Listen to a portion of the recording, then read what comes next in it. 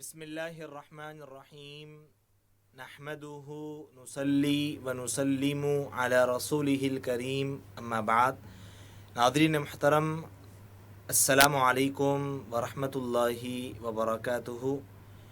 Ruby channel کے خصوصی programme نور رمضان میں آپ کا خیر مقدم ہے.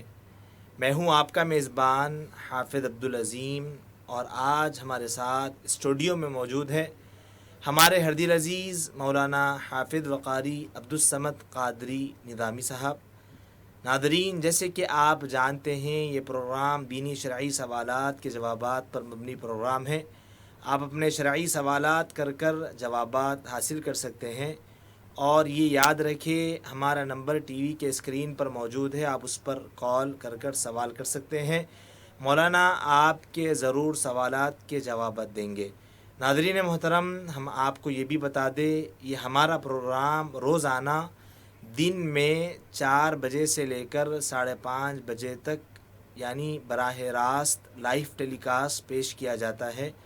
اور یہ یاد رکھیے جب کبھی آپ ہم کو کال کر رہے ہو ٹی وی کا والیوم میوٹ کر دے اور سوال کرے تاکہ آپ کے سوال کو ہم صحیح طور پر سمجھ سکیں. آئیے مولانا کا خیر مقدم کرتے ہیں، اور خیر مقدمی کلمات کے لیے گزارش کرتے ہیں آپ سماعت فرمائیں.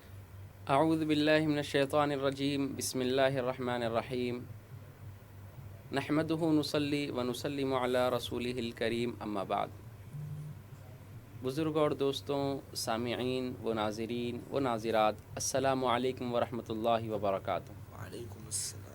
اللہ سبحانہ و تعالیٰ کا بڑا ہی فضل و کرم ہے. رب ذوالجلال نے ہم تمام کو نبی رحمت محمد عربی صلی اللہ علیہ وآلہ وسلم کی امت میں پیدا ہونے کا شرف عظیم بخشا. بزرگوں اور دوستوں، ہم ان ایام میں گفتگو کر رہے ہیں زکوٰۃ کے متعلق. جیسا کہ آپ جانتے ہیں زکوٰۃ کے سلسلے میں زکوٰۃ کن کو دینی چاہیے، آج ہم ذرا اس پر گفتگو کرتے ہیں. اللہ سبحانہ و تعالیٰ کا ارشاد ہے، بسم اللہ الرحمن الرحیم، انما الصدقات للفقراء والمساکین، یعنی آپ اپنی زکوٰۃ فقراء کو اور مساکین کو دیں. فقیر، شرعی فقیر، اور مسکین. مسکین اس کو کہتے ہیں جس کے پاس ایک وقت کا کھانا کے لیے ہو اور دوسرے وقت موجود نہ ہو، یعنی دوسرے وقت پھر وہ اپنے محنت کر جو ہے کھانے کے انتظامات کرتا ہے. تو مسکین وہ شخص جس کے پاس ایک وقت کا ہو دوسرے وقت کا نہ ہو، اپنی زکوٰۃ کا اس کو مالک بنا دینا. اسی طرح جو لوگ جو ہے غلام ہیں ان کو آزاد کرنے کے لیے اپنی زکوٰۃ لگا سکتے ہیں. اب تو غلامی کا زمانہ نہیں رہا، لہٰذا علماء کرام یہ لکھتے ہیں کہ اگر کوئی آپ کو معلوم ہے کہ بے قصور جیل میں قید ہے اور ان کے پاس وہ انتہائی غریب ہے، ان کے پاس کوئی زکوٰۃ، ان پر زکوٰۃ بھی فرض نہیں ہے، اور وہ انتہائی مجبور ہے، بے قصور جیل میں ڈال دیے گئے ہیں، تو لہٰذا ایسی صورت میں اگر آپ تک یہ علم ہے معلوم ہے آپ کو، تو لہٰذا ایسی صورت میں ہم زکوٰۃ کے ذریعے ان کی بھی مدد کر سکتے ہیں. اسی طرح قرض دار صاحب استطاعت نہیں ہے، ان پر اتنا قرض ہے کہ وہ کما کر صرف گھر چلا سکتے ہیں، اپنا قرض ادا نہیں کر سکتے. آپ کو معلوم ہے تو قرض کے ذریعے زکوٰۃ دے کر قرض کے ذریعے ان کی آپ مدد کریں گے.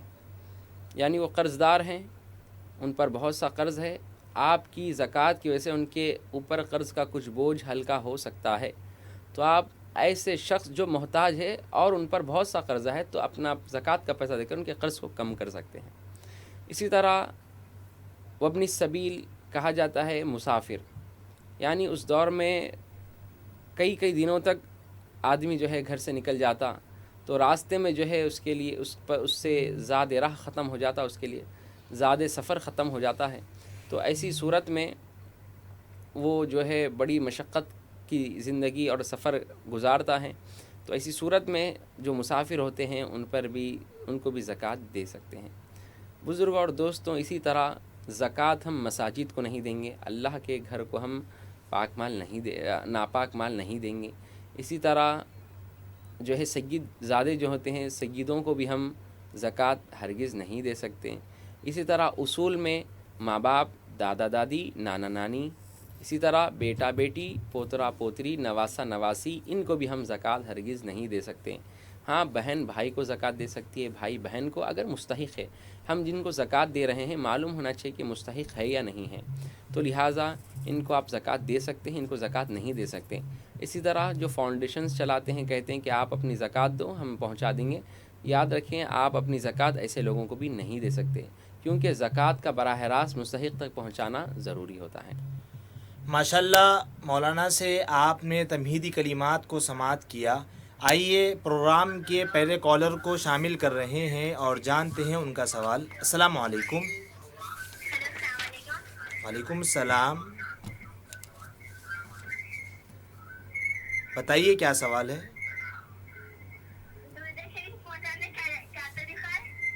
کہاں سے کال کر رہے ہیں آپ؟ بہت شکریہ کال کرنے کے لیے. پروگرام کو آپ دیکھیں، مولانا آپ کے ضرور کا سوال کا جواب دیں گے.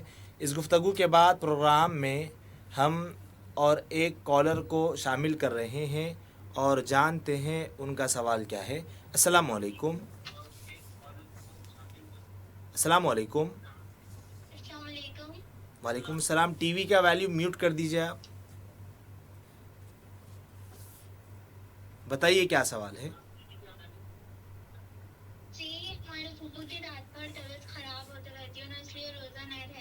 جی. اور ان کی جان گھبراتا، کچھ بھی کرو کتنا بھی دوا کھاؤ وہ کمش نہ ہو رہا، تو اس واسطے کیا کرنا؟ کہاں سے کال کر رہے ہیں آپ؟ بہت شکریہ آپ کے کال کرنے کے لیے. آپ پروگرام کو دیکھیے، مولانا آپ کو ضرور جواب دیں گے. سماعت فرمائیں. بسم اللہ الرحمن الرحیم. دیکھیے جیسا کہ ابھی شاہین نگر سے ہماری اسلامی بہن نے سوال کیا کہ درود شریف پہنچانے کا طریقہ کیا ہے. سب سے پہلی بات یہ آپ کو معلوم ہونا چاہیے کہ درود شریف آپ کو پہنچانے کی ضرورت نہیں ہے، بلکہ جو درود شریف کے الفاظ ہے وہ خود بتا رہے ہیں کہ وہ خود پہنچ جاتے ہیں. جیسا کہ درود شریف ہم پڑھتے ہیں درود ابراہیم، اللہم صلی علی محمد وعلی آل محمد، اے پروردگارہ ہمارے نبی پر رحمت نازل فرما.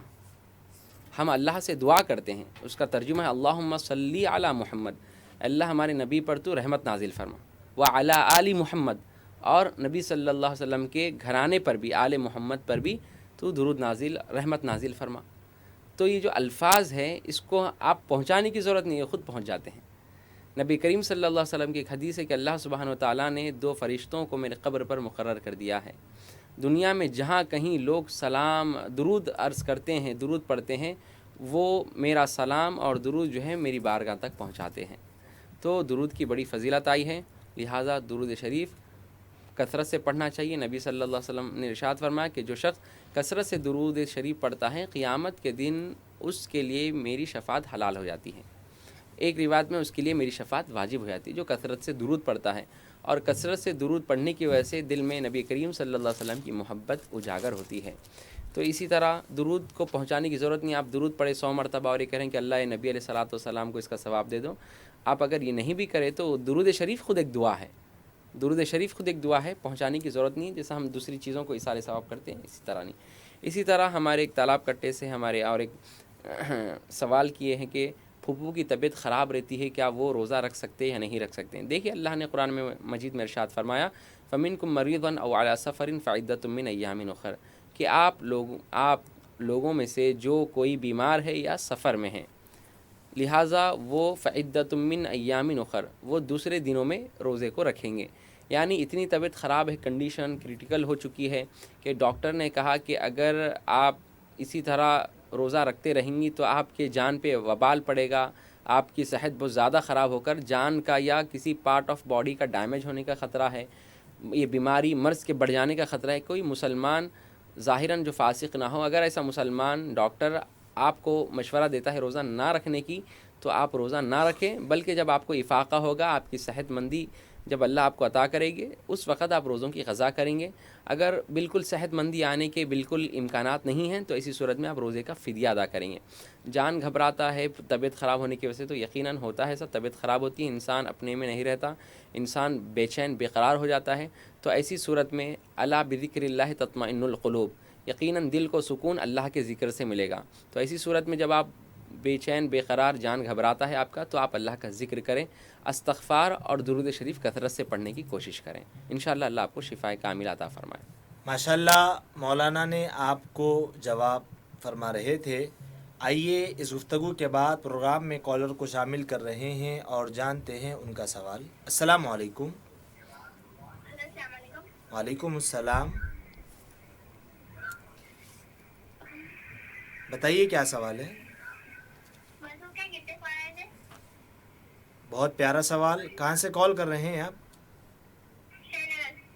بہت شکریہ کال کرنے کے لیے. پروگرام کو آپ دیکھیں، مولانا ضرور آپ کے سوال کا جواب دیں گے. آئیے جانتے ہیں اس سوال کے جواب کو. بسم اللہ الرحمن الرحیم. دیکھیے وضو میں 4 فرائض ہیں، جیسے اللہ سبحانہ و تعالیٰ نے قرآن مجید میں ارشاد فرما یا ایھا الذین آمنوا اذا قمتم الی الصلاۃ فاغسلوا وجوہکم وایدیکم الی المرافق وامسحوا برؤوسکم وارجلکم الی الکعبین. جب تم اے مومنو نماز کا ارادہ کرتے ہو، لہٰذا نماز کے ارادے کے لیے آپ اپنے چہروں کو دھو، اپنے دونوں ہاتھوں کو کوہنیوں سمیت دھو، چوتھائی اپنے سر کا مسح کرو اور دونوں پیروں کو ٹخنے سمیت دھو. تو یہ 4 چیزیں دھونا فرض ہے. اگر کوئی 4 چیزوں میں سے ایک چیز بھی نہیں دھوتا تو اس کا وضو بھی نہیں ہوگا، اور وضو نہیں ہونے کی وجہ سے اس کی نماز بھی نہیں ہوگی. اور اس کے علاوہ جتنی چیزیں ہیں وضو میں، جیسا مسواک کرنا ہے، دعا پڑھنا ہے، کلی کرنا ہے، ناک میں پانی چڑھانا ہے، کانوں کا مسح کرنا ہے، اور ایک ایک عضو کو 3 دفعہ دھونا ہے، اسی طرح جو ہے غرارہ کرنا ہے، استنشاق کرنا ہے. یہ سب چیزیں کیا ہیں؟ سنتیں ہیں. ایک اونچی جگہ بیٹھ کر وضو کرنا ہے، اور وضو میں پانی کم استعمال کرنا ہے، دل میں جتنا ہے اتنا پانی بہا دے رہے ہیں آپ، یہ خلاف سنت ہیں. سنت جیسا ہم وضو کرتے ہیں کہ ایک عضو کو 3 مرتبہ دھوتے ہیں، 1 مرتبہ سر کا مسح کرتے ہیں، یہ سنت ہے. اور فرض تو صرف 4 ہیں، فرض 4 ہیں نماز وضو میں. ماشاءاللہ وضو کے فرائض کے حوالے سے مولانا سے آپ جواب کو سماعت کر رہے تھے. ناظرین محترم، پھر ہم آپ کو بتا دیں ہمارا یہ پروگرام روزانہ دن میں 4 بجے سے لے کر 5:30 بجے تک براہ راست یعنی لائیو ٹیلی کاسٹ پیش کیا جاتا ہے، اور ہمارا نمبر ٹی وی کے اسکرین پر موجود ہے. آپ اس پر کال کر کر سوال کر سکتے ہیں. مولانا آپ کے ضرور سوالات کے جوابات دیں گے. آئیے اس گفتگو کے بعد پروگرام میں ہم ایک کالر کو شامل کر رہے ہیں اور جانتے ہیں ان کا سوال کیا ہے. السلام علیکم. السلام علیکم. شاید رابطہ نہیں ہو رہا ہے. مولانا زکوٰۃ کے پیسے کن کن لوگوں کو اور کیا مدارس کو زکوٰۃ دے سکتے ہیں یا نہیں؟ بسم اللہ الرحمن الرحیم. جیسا کہ ہم جانتے ہیں کہ مدارس اسلام کے قلعے ہیں. آپ کو معلوم ہونا چاہیے کہ یہ کئی سارے افواہیں اور یہ کئی ساری باتیں اب سوشل میڈیا پر ایسا سرگرداں ہیں کہ لوگ طرح طرح کی باتیں کرتے ہیں کہ زکوٰۃ مدارس کو نہیں دے سکتے. حالانکہ ایک زمانے سے مفتیان اعظام اس پر لوگوں سے گزارش بھی کرتے ہیں کہ تم اسلام کے قلعوں کی امداد کرو، کیونکہ اسلامی قلعے میں غریب اور یتیم بچے بھی پڑھتے ہیں، مالدار بھی پڑھتے ہیں. تو ایسی ایک ترکیب نکالی جا رہی ہے مدرسے سے تعصب رکھ کر. مدارس یہ وہ لوگ ہیں جو تعصب پیدا کر رہے ہیں جو خود مدرسے میں ہی پڑھے ہیں. ایک عالم بنے تو ان سے پوچھنا چاہیں گے کہ آپ کے گھر میں بیٹھ کے عالم بنے؟ آپ جو ہے کسی جو ہے سے وابستہ ہو کر آپ جو ہے مدارس کے خلاف بھوکیں گے؟ آپ مدارس اسلام کے قلعے ہیں، آپ مدارس میں پڑھتے ہیں، مدارس میں حفظ کرتے ہیں، اور آپ خطیب بنے مدارس میں جو ہے بڑے بڑے علماء کے قدموں میں بیٹھ کر آپ جو ہے آج نہیں معلوم، اللہ بہتر جانے کہ کون سے آپ کے اوپر ایک ایسا کون سا نیا علم نازل ہو گیا کہ جو ہے آپ اکابر علماء کے خلاف جا رہے ہیں اور جو ہے ایک نیا فتویٰ دینے کی کوشش کر رہے ہیں. یاد رکھیں مدارس اسلام کے قلعے ہیں. اب آیا کہ مدارس کو زکوٰۃ دے سکتے یا نہیں دے سکتے، اس پر ذرا ہم روشنی ڈال دیتے ہیں. دیکھیے بیسکلی پہلے ہمارے اس ملک میں یا کوئی بھی ملک ہو جہاں پر اسلامی حکومت ہوتی تو مساجد، مدارس، خانقاہیں یہ سب جو ہے حکومتی نگرانی میں ہوتی تھی، حکومت ان کو چلاتی تھی، خواہ مسجد ہو، مدارس ہو یا خانقاہیں ہوں. جیسا کہ ہمارے میر عثمان علی خاں علیہ الرحمہ کے دور میں ہم دیکھتے ہیں کہ حضرت فضیلت جنگ عارف باللہ انوار اللہ فاروقی بانی جامع نظامی علیہ الرحمہ کو جو ہے بادشاہ نے جو ہے آپ کو وزیر بنایا. وزیر جب آپ بنے، امور مذہبی جب آپ کے سپرد ہوئی تمام، آپ جب ریلیجیس منسٹرز بنے، آپ منسٹر بنے، تو آپ جو ہے جتنے دور دراز مساجد تھے وہاں پر جو ہے اماموں کی وظیفہ مقرر کرتے، قاضی حضرات ہوتے ان کا وظیفہ مقرر کرتے، کہیں پر دینی کام ہو رہا ہے ان کے لیے جو ہے آپ بادشاہی سلطنتی طور پر ان کی آپ امداد کرتے، آپ دینی کاموں کو آگے بڑھاتے.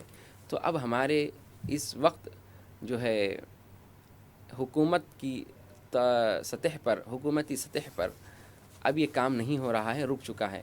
اگر اب اس کی ہم مدد نہ کریں، اگر ہم اس کی طرف توجہ نہ کریں تو بتائیں کہ یہ مدارس چلیں گے کیسا، اساتذہ جو ہے پڑھائیں گے کیسا، جو غریب یتیم طلباء ہے وہ کھائیں گے کیسا، وہ رہیں گے کیسا، ان کی کتابوں کے انتظامات کہاں سے ہوں گے. اگر ان کو زکوٰۃ دینا بند کر دیں تو یقین جانیں کہ حفاظ اور علماء جید عالم دین ملنا ہمیں مشکل ہو جائے گا. آج ہی اس پرفتن دور میں کئی سارے جو ہے کئی علماء کی ہمیں کمی محسوس ہوتی ہے، کئی اضلاع اور قریوں میں ہمیں علماء حفاظ کی کمی ہوتی ہے، تو لوگ جو ہے کالز کرتے ہیں کہ ہماری مسجد میں جو ہے اچھے جید عالم دین کی ضرورت ہے.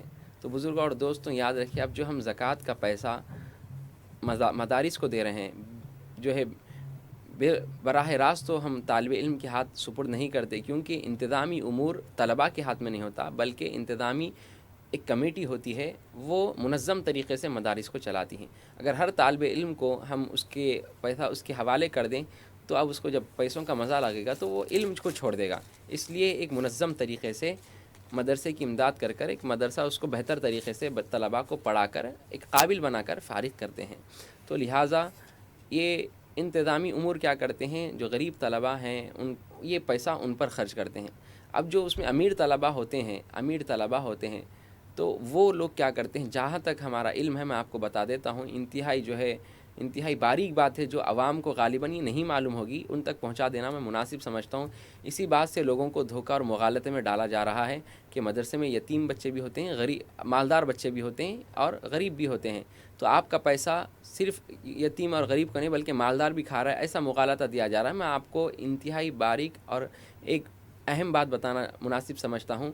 ہمارے مدرسے میں بعض سید بچے یا جو ہے بعض مالدار جو بچے ہوتے ہیں ان کو معلوم ہے کہ ہم سید ہیں، ہم مالدار ہیں، ہم جو ہے یہ زکوٰۃ وغیرہ کے پیسہ نہیں کھا سکتے، صدقہ فطر کے پیسے نہیں کھا سکتے، تو وہ بچے فیس پے کر کے کھانا کھا کر پڑھتے ہیں، فیس پے کرتے ہیں ماہانہ. اب یہ فیس پے کرنے والا تو نہیں بولے گا کہ میں سید ہوں، میں پڑھتا ہوں فلاں جگہ، مگر میں جو ہے فیس پے کر کے پڑھتا ہوں. ہر کوئی بیان تو نہیں کرتا پھرے گا نا. تو بزرگوں اور دوستوں یہ جو خام خیالی ہے یہ نکالیں ذہن سے کہ مدرسے میں امیر طلباء بھی ہے، سید بھی ہے. آپ جو ہے مدرسے کو زکوٰۃ دیتے ہیں تو یہ امیر اور سید بھی کھاتے ہیں؟ نہیں، وہ لوگ باضابطہ فیس دیتے ہیں. علم اتنا وہ پوری دنیا کو سمجھانے والے جب بن گئے تو کیا خود عمل نہیں کریں گے؟ آپ اندازہ لگائیں. سب کے بارے میں حسن ظن رکھنا چاہیے. لہٰذا مدارس کو آپ بالکل زکوٰۃ دے سکتے ہیں، بھرپور ان کی خدمت کریں تاکہ ہمارے دینی معاملات اور ہمارے دینی علماء، دینی سپاہی، دینی قلعہ ہمارے مضبوط ہوں. ماشاءاللہ مدارس کو زکوٰۃ دینے کے حوالے سے مولانا سے آپ جواب کو سماعت فرما رہے تھے. آئیے اس گفتگو کے بعد پروگرام میں کالر کو شامل کر رہے ہیں اور جانتے ہیں ان کا سوال. السلام علیکم. السلام علیکم. وعلیکم السلام. جی فرمائیے کیا سوال ہے؟ وعلیکم السلام. فرمائیے کیا سوال ہے؟ سجاد کے معنی کیا ہوتے ہیں؟ سجاد کے معنی آپ جاننا چاہتے ہیں؟ سجاد کے معنی کیا ہوتے ہیں؟ جی کہاں سے کال کر رہے ہیں آپ؟ اور ثنا کے معنی؟ بہت شکریہ. کہاں سے کال کر رہے ہیں آپ؟ پہاڑی شریف بابا سجاد کی طرح. بہت شکریہ ماشاءاللہ. پہاڑی شریف حضرت بابا سرکار قبلہ رحمۃ اللہ علیہ کے پاس سے کال کر رہے ہیں آپ. پروگرام کو مشاہدہ کیجئے, مولانا ضرور آپ کے سوال کا جواب دیں گے. بسم اللہ الرحمن الرحیم. جیسا کہ پہاڑی شریف سے ہماری بہن نے سوال کیا کہ یہ سجاد کے معنی کیا ہے, ثنا کے معنی کیا ہے, میں آپ کو بیسک بتا دوں. یہ معنی مطالب بتانے کا پروگرام نہیں ہے, بلکہ یہ دینی شرعی سوالات پر مبنی ہے, جہاں پر علم کی اضافے کے لیے اور کچھ روزے زکوٰۃ کے اہم مسائل پر ہم گفتگو کرتے ہیں تاکہ عوام کو معلوم پڑے. اگر ہر کوئی کال کر کہیں کہ فلاں نام کے بارے بتاؤ, فلاں نام کے معنی بتاؤ, تو یہ نام بتانے کا مقام نہیں ہے. لہٰذا آپ اپنے دینی شرعی سوالات کر سکتے ہیں. پھر بھی ہم بتا دیتے ہیں, سجاد کے معنی آتے ہیں خوب سجدہ کرنے والا. سجدہ کرتے ہیں تو سجاد, خوب سجدہ کرنے والا. اسی طرح جو ہے ثنا ہے, ثنا کے معنی تعریف کے ہیں. تعریف جیسا نماز میں ہم پڑھتے ہیں, ثنا پڑھتے ہیں سبحانک اللہم, اس میں ہوتا ہے کہ اللہ کی تعریف, تسبیح اور تحمید ہوتی ہے. لہٰذا یہ دونوں کے معنی یہ ہیں. لہٰذا آپ اپنا شرعی سوال کر سکتے ہیں. ماشاءاللہ. ناظرین محترم, ہم آپ کو پھر سے بتا دیں, یہ ہمارا پروگرام دینی شرعی سوالات کے جوابات پر مبنی پروگرام ہے. آپ اپنے شرعی سوالات کر جوابات حاصل کر سکتے ہیں. مولانا ضرور آپ کے سوال کا جواب دیں گے, اور ہمارا نمبر ٹی وی کے اسکرین پر موجود ہے, آپ اس پر کال کر سوال کر سکتے ہیں. آئیے اس گفتگو کے بعد پروگرام میں ہم ایک کالر کو شامل کر رہے ہیں اور جانتے ہیں ان کا سوال کیا ہے. السلام علیکم. السلام علیکم. شاید رابطہ نہیں ہو رہا ہے. مولانا, اگر کسی شخص کو حالت روزہ میں اگر سڈن بخار چڑھ جائے اور وہ بخار سے قابو میں نہ پائے, تو کیا وہ ایسا شخص روزے کو توڑ سکتا ہے یا نہیں؟ بسم اللہ الرحمن الرحیم. دیکھیے, حالت روزہ میں مرض اتنا شدت پکڑ چکا ہے کہ اب جو ہے روزہ رکھنے کی بالکل سکت نہیں ہے. تو اسلام انہیں اجازت دیتا ہے, شریعت, کہ وہ روزہ کو توڑیں, اور جو ہے رمضان کے بعد یہ جو روزہ توڑا گیا ہے اس کی قضا کی جائے گی. دیکھیے کہ اگر مرض اتنا ہے کہ آپ اس کو برداشت کر سکتے ہیں اور رمضان تک اس کو مکمل کرنے کی کوشش کر سکتے ہیں, تو آپ کو چاہیے کہ جو ہے افطار تک آپ اس کو برداشت کریں, سنبھالیں. اگر نہیں, انتہائی جو ہے مرض شدت کا بڑھ چکا ہے, ڈاکٹر مسلمان کا مشورہ ہے کہ اگر آپ پانی نہیں پیتے یا روزہ نہیں توڑتے ہیں تو آپ کی جان کو خطرہ ہے, یا مرض اور شدت پکڑنے کا خطرہ ہے, یا پارٹ آف باڈی ڈیمیج ہونے کا خطرہ ہے. تو ایسی صورت میں آپ روزے کو توڑیں گے اور رمضان کے بعد یہ ایک جو روزہ ٹوٹا ہے اس کی قضا کریں گے, اپنی جان کی حفاظت. کیونکہ اللہ سبحانہ وتعالیٰ نے قرآن مجید میں فرمایا, لا یکلف اللہ نفسا الا وسعها, اللہ کسی انسان پر اس کے سہنے کے ہی بمقدار اس کو مکلف بناتا ہے. تو لہٰذا جن میں سکت نہیں, اللہ ان کو مکلف بھی نہیں بناتا. جیسا نابالغ بچے ہیں وہ غیر مکلف ہیں, مجنون ہیں, غیر عاقل, وہ غیر مکلف ہیں.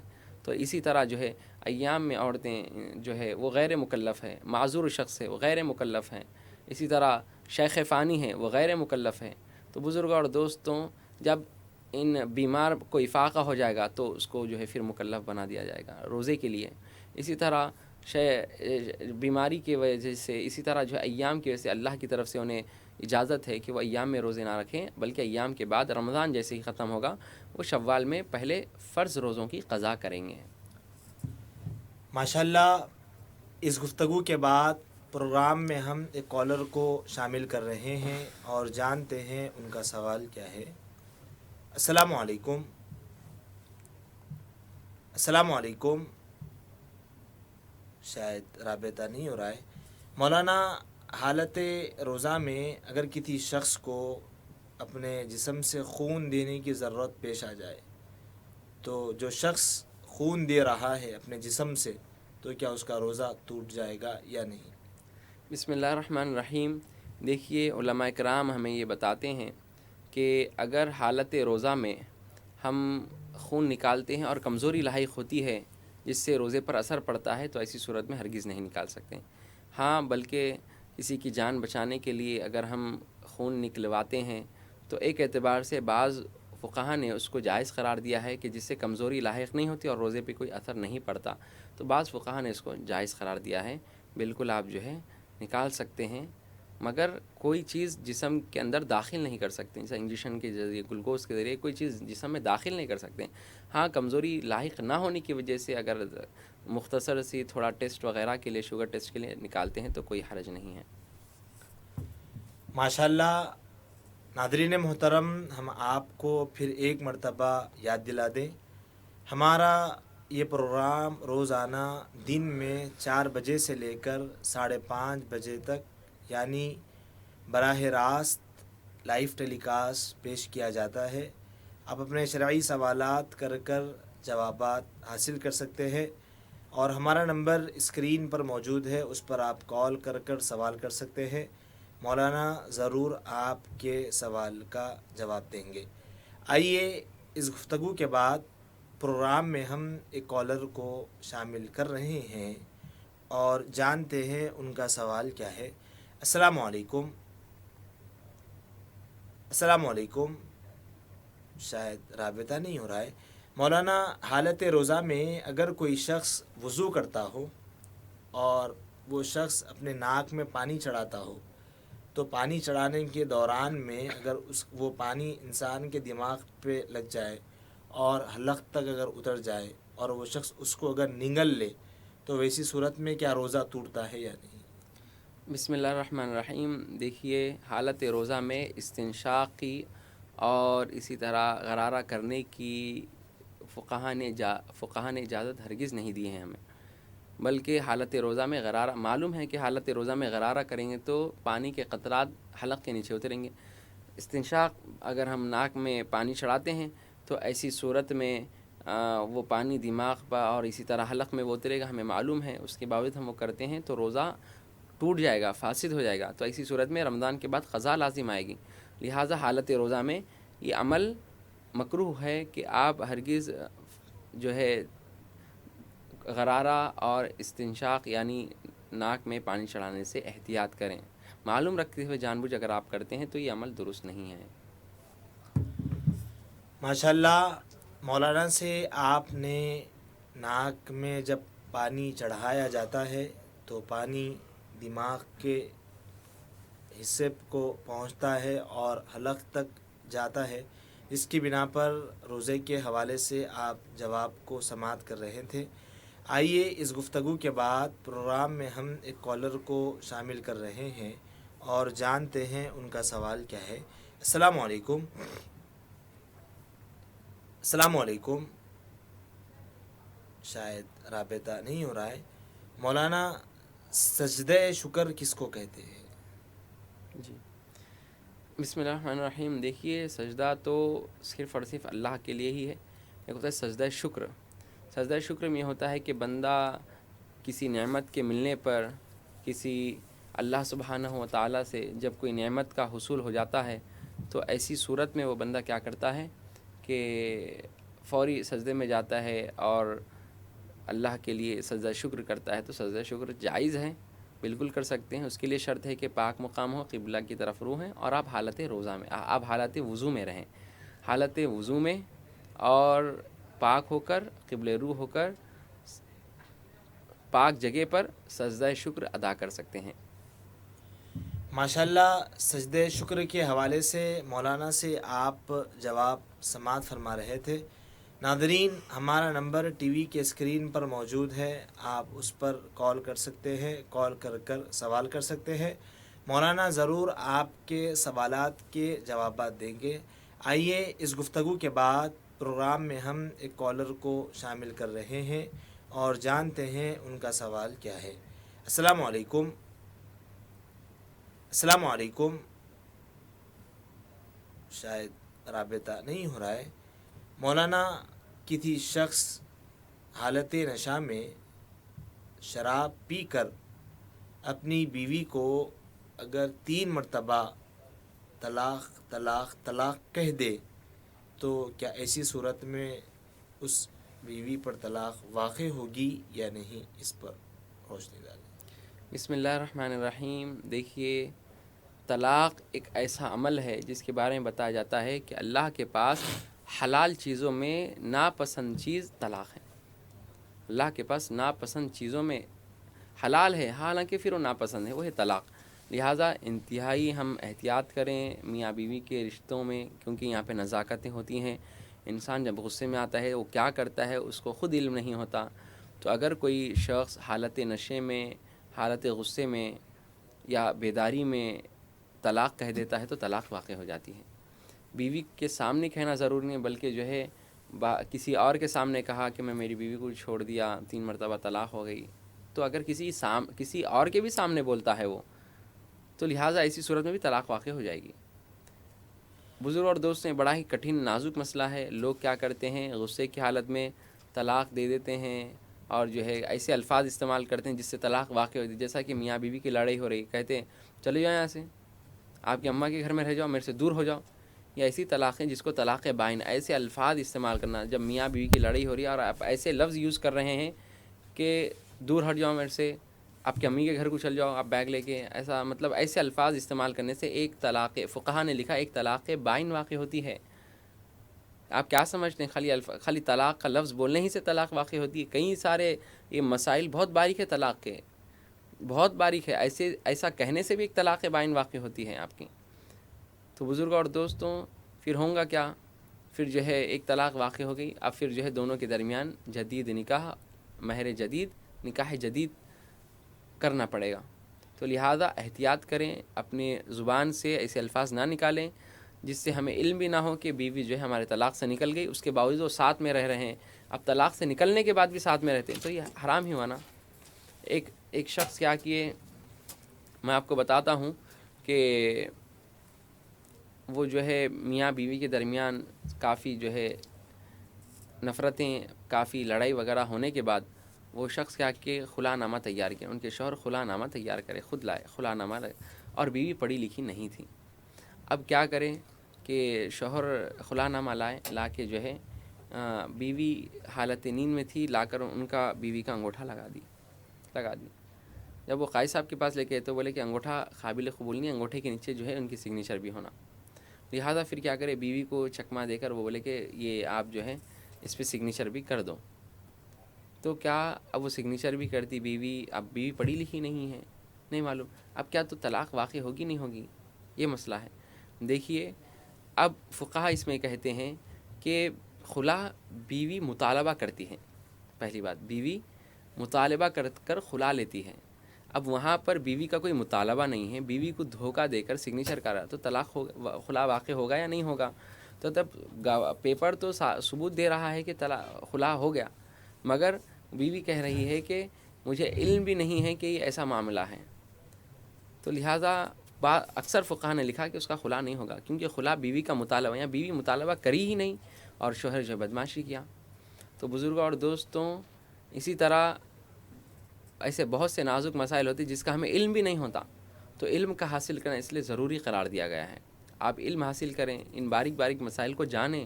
نہیں معلوم ہماری زندگی میں ہم کیسے کیسے مسائل سے دوچار ہو رہے ہیں، ہماری زبان سے کون سے لفظ نکل جاتے ہیں. لہٰذا علم کے ہونے کی وجہ سے ہوتا کیا ہے، انسان صحیح اور غلط میں فرق کرتا ہے. اللہ سبحانہ و تعالیٰ نے قرآن مجید میں ارشاد فرمایا، قل هل يستوي الذين يعلمون والذين لا يعلمون. اے نبی صلی اللہ علیہ وسلم آپ ان سے سوال کریے، کیا اہل علم اور غیر علم، کیا غیر اہل علم برابر ہو سکتے ہیں؟ نہیں ہو سکتے ہرگز. ماشاءاللہ اس گفتگو کے بعد پروگرام میں کالر کو شامل کر رہے ہیں اور جانتے ہیں ان کا سوال. السلام علیکم. وعلیکم السلام.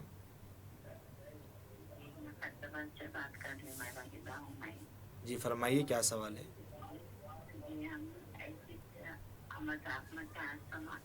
ہمارے شوہر کو میں ایسا بولی تھی کہ طلاق ہو گئے تو بولی تھی، میں 3 مرتبہ بولی تھی، میں مذاق میں بولی تھی، ہم لوگ ایسا ہم ہاتھ بولی تو ایک دم کیا ہے، کیسا ہے رہتا کیا ہے میرے کو معلوم تو نہیں، مگر کہ ایک دم ہنسی مذاق میں ایک دم بول ڈالی میں ان کو. تو یہ کیسا رہیں گا ذرا آپ بتائیے نا میرے. بہت شکریہ کال کرنے کے لیے. پروگرام دیکھیے مولانا بتائیں گے. جی السلام علیکم. آئیے اس گفتگو کے بعد پروگرام میں ہم ایک کالر کو شامل کر رہے ہیں اور جانتے ہیں ان کا سوال کیا ہے۔ السلام علیکم۔ السلام علیکم۔ السلام علیکم۔ شاید رابطہ نہیں ہو رہا ہے۔ جی بسم اللہ الرحمن الرحیم۔ دیکھیے، جیسا کہ خیرآباد سے ابھی ہماری اسلامی بہن نے ہم سے سوال کیا کہ میاں بیوی بیٹھے تھے، بیوی نے مذاق میں شوہر کو 3 مرتبہ طلاق کہی، تو اگر بیوی 1000 مرتبہ بھی طلاق بول دیں تو طلاق واقع نہیں ہوتی، کیونکہ طلاق جو ہوتی ہے شوہر کی طرف سے، بیوی خلا لیتی ہے، مطالبہ کرتی ہے چھوڑ دینے کا۔ تو بیوی اگر غصے میں آ کر 1000 مرتبہ بھی طلاق بول دے تو بھی طلاق واقع نہیں ہوتی۔ ہاں اگر شوہر کہہ دے اپنی زبان سے، ہاں مذاق میں کہے، غصے میں کہے، حالت نشہ میں کہے، حالت نیند میں کہے، یا جو ہے کسی مجلس میں جو ہے آپ کو ڈائریکٹ نہیں کہیں، انڈائریکٹ کہیں، اگر شوہر کی طرف سے اگر کوئی ایسی بات ہوتی ہے تو پھر طلاق واقع ہو جائے گی۔ بیوی کے کہنے سے طلاق واقع نہیں ہوتی، یاد رکھیں۔ ماشاءاللہ، اس گفتگو کے بعد پروگرام میں ہم ایک کالر کو شامل کر رہے ہیں اور جانتے ہیں ان کا سوال کیا ہے۔ السلام علیکم۔ السلام علیکم۔ السلام علیکم۔ شاید رابطہ نہیں ہو رہا ہے۔ مولانا، کیا ایک ہی مسکین کو لوگ صدقہ فطر دے سکتے ہیں؟ بسم اللہ الرحمن الرحیم۔ دیکھیے، صدقہ فطر کے متعلق یہ کیا ہے، واجب صدقہ ہے۔ صدقہ فطر دینا ہر مسلمان جو ایک نصاب کا مالک ہوتا ہے، جیسا کہ آج کے متعلق ہم بتاتے ہیں آپ کو کہ اگر کسی کے پاس 42.5 تولے چاندی ہے، تو جس کے پاس 42.5 تولے چاندی ہے اتنی قیمت ہے، تو ایسی صورت میں اس شخص پر اور اس شخص کے تحت جتنے اس کے نابالغ بچے ہیں تمام کی طرف سے وہ صدقہ فطر ادا کرے گا۔ جیسا زکوٰۃ میں سال گزرنا شرط ہے، صدقہ فطر میں سال گزرنا شرط نہیں ہے، بلکہ آپ کے پاس عید سے پہلے 1 دن پہلے 1 گھنٹہ پہلے بھی آپ صاحب نصاب ہو گئے، آپ کے پاس پیسے آ گئے، تو آپ صدقہ فطر اپنے اور اپنے نابالغ بچوں کی طرف سے ادا کریں گے۔ اور جو بالغ بچے ہیں، جو بڑے ہیں، خود بالغ ہیں، میچور ہیں، وہ خود اپنا صدقہ فطر ادا کریں گے۔ اسی طرح بیوی بھی اپنا صدقہ فطر ادا کرے گی۔ اب ہوتا کیا ہے، گھر میں علم نہ ہونے کی وجہ سے والد ہی کیا کرتے ہیں، پوروں کا صدقہ فطر نکالتے ہیں۔ دیکھیے، صدقہ فطر ہر عاقل، بالغ مسلمان اور صاحب نصاب پر فرض ہے۔ آپ کا بچہ بالغ ہے، لہٰذا اس پر صدقہ فطر واجب ہے۔ اسی طرح آپ کی بیوی ہیں، ان پر صدقہ فطر واجب ہے۔ لہٰذا اگر یہ لوگ ادا کر دیتے ہیں تو ٹھیک ہے، اگر یہ لوگ ادا نہیں کر رہے ہیں تو آپ ان سے کہیں گے کہ آپ اس بار دے رہے ہیں یا میں آپ کی طرف سے دے دوں۔ ہاں اگر وہ لوگ اجازت دے دیں کہ ہاں آپ ہماری طرف سے دے سکتے ہیں، اطلاع کر دیا آپ، تو ایسی صورت میں آپ صدقہ فطر ایک ہی مسکین کو دے کر اس کی ضرورت کو پورا کرنا چاہتے ہیں تو بالکل کر سکتے ہیں۔ نہیں، آپ جو ہے ہمارے گھر میں جو ہے ابھی 5000 کی صدقہ فطر نکلا ہے، 5000 صدقہ فطر جمع ہوا ہے، لہٰذا ہم 5 لوگوں کی اس میں مدد کرنا چاہتے ہیں کہ 5 لوگوں کو بھی تھوڑا تھوڑا ملے تو ان کی بھی ضروریات مختصر طور پر ہی صحیح پوری ہو جائے گی۔ تو ایک ایک کر کے بھی سب ایک مسکین کو بھی دے سکتے ہیں، یا نہیں تو ہم کئی سارے مساکین کو بھی دے سکتے ہیں۔ یاد رکھیں، ایک تو زکوٰۃ اور صدقہ فطر آپ جو دے رہے ہیں آپ کو معلوم ہونا چاہیے جن کو آپ دے رہے ہیں وہ محتاج ہے یا نہیں ہے۔ ہمارے پاس کیا ہے معلوم، پہلے سے ایک ذہن بنا ہوا ہے لوگوں کا کہ ہر سال ان کو دیتے، ان کو ہی دو۔ گھر میں ماحول بنا ہوا ہے کہ ہر سال ہم ان کو زکوٰۃ دیتے ہیں، اس بار بھی ان کو ہی دو۔ جی، تو یاد رکھیں کہ ہر سال جن کو دیتے ہو ہر سال ان کو دینا ضروری نہیں ہے۔ کیا ہر سال وہ، چلو گزشتہ بار وہ جو ہے محتاج تھے، کیا اس بار بھی محتاج ہے؟ آپ اندازہ کریں، آپ صدقہ فطر اگر غیر محتاج کو دیں گے آپ تو آپ کا صدقہ فطر ادا اور زکوٰۃ ادا نہیں ہوگی، آپ کی ہرگز آپ کی زکوٰۃ ادا نہیں ہوگی۔ تو لہٰذا ہمیں علم ہونا چاہیے کہ یہ فقیر ہے، یہ مسکین ہے، یہ قرض میں محتاج ہے اور قرض میں مبتلا ہے، یہ محتاج ہے اور یہ غلام ہے، قید میں ہے۔ اسی طرح یہ محتاج ہے اور مسافر ہیں۔ اسی طرح ہمارے شہر کے مدارس جس میں غریب یتیم طلباء پڑھتے ہیں۔ تو بزرگوں اور دوستوں، اسی طرح سب سے زیادہ تو بہتر یہ فقہ نے لکھا ہے کہ اپنے خاندان کے فقراء اور غرباء کو دیں، کیونکہ اس میں دوہرا اجر ہے۔ ایک تو آپ زکوٰۃ نکال رہے ہیں اس کا اجر ہے، دوسرا صلہ رحمی کا اجر آپ کو ملے گا، صلہ رحمی کا۔ اب بعض خاندانوں میں ہوتا ایسا ہے کہ ہم زکوٰۃ ان کو دیتے ہیں تو وہ جو ہے پلٹوار کرتے ہیں، یعنی یہ ان کا رویہ ہوتا ہے کہ بھائی ہم کو آپ زکوٰۃ دے رہے ہیں، کیا سمجھے ہم اتنے گرے ہوئے لوگ ہیں، ہم ایسے ہیں، ہم ویسے ہیں، آپ زکوٰۃ دیتے کیسا ہمارے کو؟ تو ایک رشتہ ہم جو ہے صلہ رحمی کرنے کے اوپر سے لڑی ہو جاتی، جو ہے ایک تنازع، ایک قسم کا ایک خاندان میں ایک ماحول چھڑ جاتا ہے۔ تو لہٰذا آپ کیا کریں، بہتر طریقہ فقہاء نے ہمیں لکھا کہ آپ کیا کریں، جب ان کو آپ زکوٰۃ دے رہے ہیں رشتہ دار کو، نکالتے وقت تو زکوٰۃ کی نیت کر کے آپ پیسہ نکال لیں گے الگ سے، جب آپ دے رہے ہیں اگر وہ پوچھیں کئی کا پیسہ ہے تو آپ کہیں یہ میری طرف سے ہدیہ ہے، یہ میری طرف سے آپ کو تحفہ ہے، یہ میری طرف سے آپ کو ایڈوانس عیدی ہے، لہٰذا آپ اس کے رمضان کی تیاری کریں اپنی، ایسا کہہ کر بھی دیا جا سکتا ہے۔ اس سے کیا دل آزاری نہیں ہوتی، صلہ رحمی کا بھی ثواب مل جاتا ہے اور زکوٰۃ کا بھی۔ ماشاءاللہ، اس گفتگو کے بعد پروگرام میں ہم ایک کالر کو شامل کر رہے ہیں اور جانتے ہیں ان کا سوال۔ السلام علیکم۔ السلام علیکم، شاید رابطہ نہیں ہو رہا ہے۔ ناظرین محترم، ہم آپ کو پھر یاد دلا دیں، ہمارا نمبر ٹی وی کے اسکرین پر موجود ہے، آپ اس پر کال کر سوال کر سکتے ہیں، مولانا ضرور آپ کے سوال کا جواب دیں گے۔ آئیے جانتے ہیں زکوٰۃ کے صحیح ہونے کی شرطیں کیا ہیں۔ بسم اللہ الرحمن الرحیم۔ زکوٰۃ کی صحیح ہونے کی شرطیں جیسا بتایا جاتا ہے کہ بندے کا مسلمان ہونا، انسان پر زکوٰۃ کب واجب ہوگی؟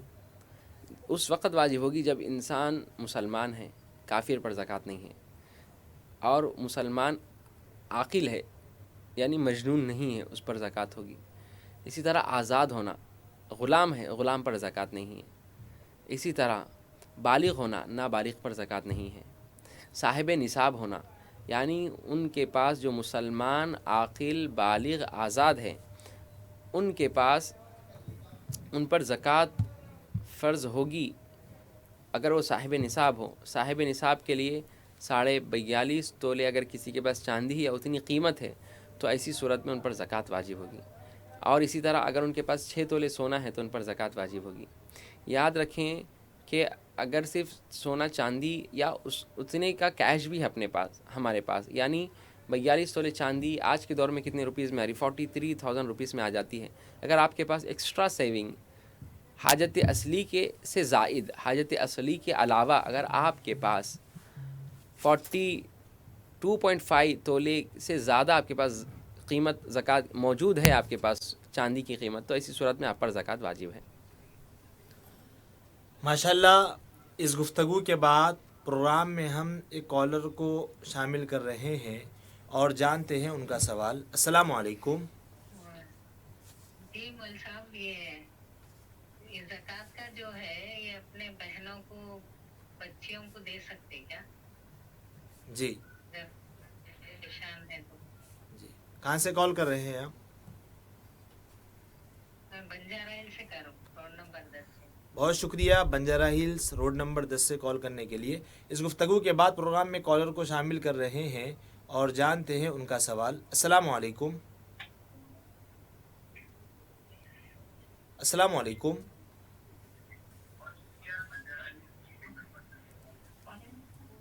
السلام علیکم، شاید رابطہ نہیں ہو رہا ہے۔ اس گفتگو کے بعد پروگرام میں ہم ایک اور کالر کو شامل کرتے ہیں اور جانتے ہیں ان کا سوال کیا ہے۔ السلام علیکم۔ السلام علیکم۔ وعلیکم السلام۔ جی بولیے۔ بولیے کیا سوال ہے آپ کا؟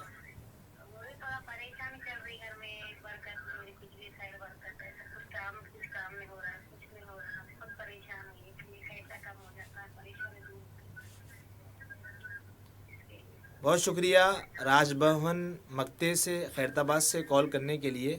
پروگرام کو مشاہدہ کیجیے، مولانا آپ کے ضرور سوال کا جواب دیں گے۔ جی بسم اللہ الرحمن الرحیم۔ جیسا کہ بنجارہ ہلز سے ہماری ایک اسلامی بہن نے ہم سے سوال کیا، کیا زکوٰۃ بہن کو دے سکتے ہیں؟ ہاں زکوٰۃ بالکل بہن کو دے سکتے ہیں، شرط ہے کہ وہ محتاج ہوں۔ اگر ان کے پاس سونا چاندی نہیں ہے، ان کے پاس کوئی کمانے والے کچھ نہیں ہے، ان کے پاس بالکل وہ محتاج ہے، تو ایسی صورت میں آپ ان کو بالکل زکوٰۃ دے سکتے ہیں۔ بہن بھائی کو زکوٰۃ دے سکتی ہے، بھائی بہن کو زکوٰۃ دے سکتا ہے، بہن بہن کو زکوٰۃ دے سکتی ہے، بھائی بھائی کو زکوٰۃ دے سکتا ہے، شرط ہے کہ وہ محتاج ہو۔ اگر وہ غیر محتاج ہے، ان کے پاس ہے، گھر میں سونا چاندی ہے، اس کے باوجود جو ہے وہ زکوٰۃ منگ رہے ہیں، یاد رکھیں یہ آپ کی زکوٰۃ بھی ادا نہیں ہوگی اور وہ بھی گناہ گار ہوں گے۔ ایک طرفہ جو ہے وہ یتیم غریبوں کا پیسہ کھانے والے، یعنی اب کئی سارے ایسے لوگ ہیں، میں آپ کو بتاتا ہوں۔ دیکھیے ایک صاحب جو ہے ہر سال کیا کرتے ہیں، ان کو زکوٰۃ لینے کی عادت ہو گئی۔ اب اللہ ان کو نوازا، اس کے باوجود بھی اب ان کو عادت ہو گئی زکوٰۃ، تو کیا ہے انہوں محتاج نہیں ہیں، وہ شخص محتاج نہیں ہے، اس کے باوجود وہ زکوٰۃ لے رہے ہیں۔ آپ کو نہیں معلوم کہ محتاج تھے نہیں تھے، آپ دے دیے، ایک طرفہ آپ کی غلطی ہے کہ آپ کو معلوم رکھ کر کے دینا چاہیے تھا کہ ہاں یہ آیا محتاج ہے یا نہیں ہے، چلو آپ دے بھی دیے، آپ کو دھوکہ ہو گیا، آپ دے دیے، زکوٰۃ دے دیے، آپ کا حق ادا ہو گیا، آپ زکوٰۃ دے دینے کے بعد۔ اب رہا وہ شخص جو زکوٰۃ کا مستحق نہیں ہے، اس کے باوجود زکوٰۃ کھا رہا ہے، یاد رکھیں یہ غریبوں کا حق مار کے کھا رہا ہے۔ یہ اصل میں جو زکوٰۃ کے جو پیسے تھے وہ غریب، مسکین، بیوہ، محتاج، معذور شخص کے تھے۔ گویا یہ انسان انتہائی بدبختی کا شکار ہو کر نہ غریبوں کا خیال کیا، نہ یتیموں کا خیال کیا، نہ بیواؤں کا خیال کیا، نہ اسیروں کا خیال کیا، نہ محتاجوں کا، نہ ضرورت مندوں کا، معذور کا، کسی کا محتاج کیے بغیر سب کے پیٹ پہ لات مار کے ان کا حق یہ کھا لیا۔ تو انتہائی بری بات ہے یہ۔ آپ محتاج نہیں ہیں، آپ زکوٰۃ لے رہے ہیں، تو آپ گویا غریبوں کا حق مار رہے ہیں آپ۔ اسی طرح بتلایا جاتا ہے کہ جو شخص زکوٰۃ کا مستحق نہیں ہے پھر بھی وہ زکوٰۃ کے پیسے لے رہا ہے، زکوٰۃ کا مستحق نہیں ہے پھر بھی زکوٰۃ کے پیسے لیتا ہے، تو بتائے کہ وہ زکوٰۃ جو دوسروں کا حق ہے کھانے سے، یہ اور بندہ اور غریب ہوتے چلے جاتا۔ زکوٰۃ نہیں ہے پھر بھی کھا رہا ہے زکوٰۃ کے پیسے، تو اس کی وجہ سے یہ اس کے ابھی دنیا برکت نہیں ہوگی، یہ اور انتہائی نیچے درجے میں چلے جاتا ہے، تو لہذا احتیاط کریں۔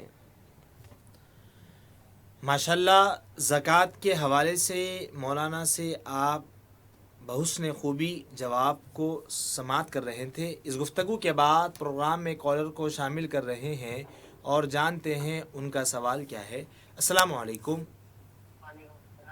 جی فرمائیے کون اور کہاں سے؟ بولیے کیا سوال ہے؟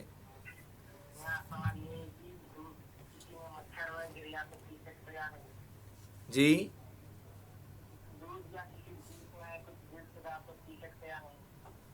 جی بہت شکریہ کال کرنے کے لیے۔ پروگرام کو آپ مشاہدہ کیجئے، ضرور مولانا آپ کے سوال کا جواب دیں گے۔ ناظرین محترم، ہم آپ کو پھر سے یاد دلا دیں، یہ ہمارا پروگرام دینی شرعی سوالات کے جوابات پر مبنی پروگرام ہے۔ روزانہ دن میں 4 بجے سے لے کر 5:30 بجے تک براہ راست یعنی لائیو ٹیلی کاسٹ پیش کیا جاتا ہے، اور ہمارا نمبر ٹی وی کے اسکرین پر موجود ہے، آپ اس پر کال کر سوال کر سکتے ہیں، مولانا ضرور سوال کا جواب دیں گے۔ آئیے جانتے ہیں سوال کا جواب۔ بسم اللہ الرحمن الرحیم۔ اسی طرح مقطع سے ہمارے ایک اسلامی بہن نے ہم سے سوال کیا کہ گھر میں بہت سارے پریشانیاں ہیں اور کوئی مسئلہ حل نہیں ہو رہا ہے، تو ایسی صورت میں وہ کیا کریں؟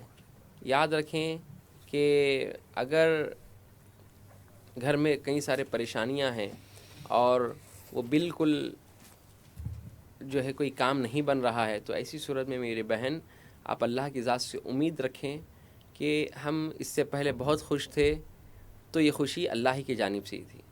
اسی طرح اب ہم پریشان ہیں، تو یہ بھی اللہ کی طرف سے ہمارے لیے آزمائش ہے، تو آزمائش میں صبر کرنا چاہیے۔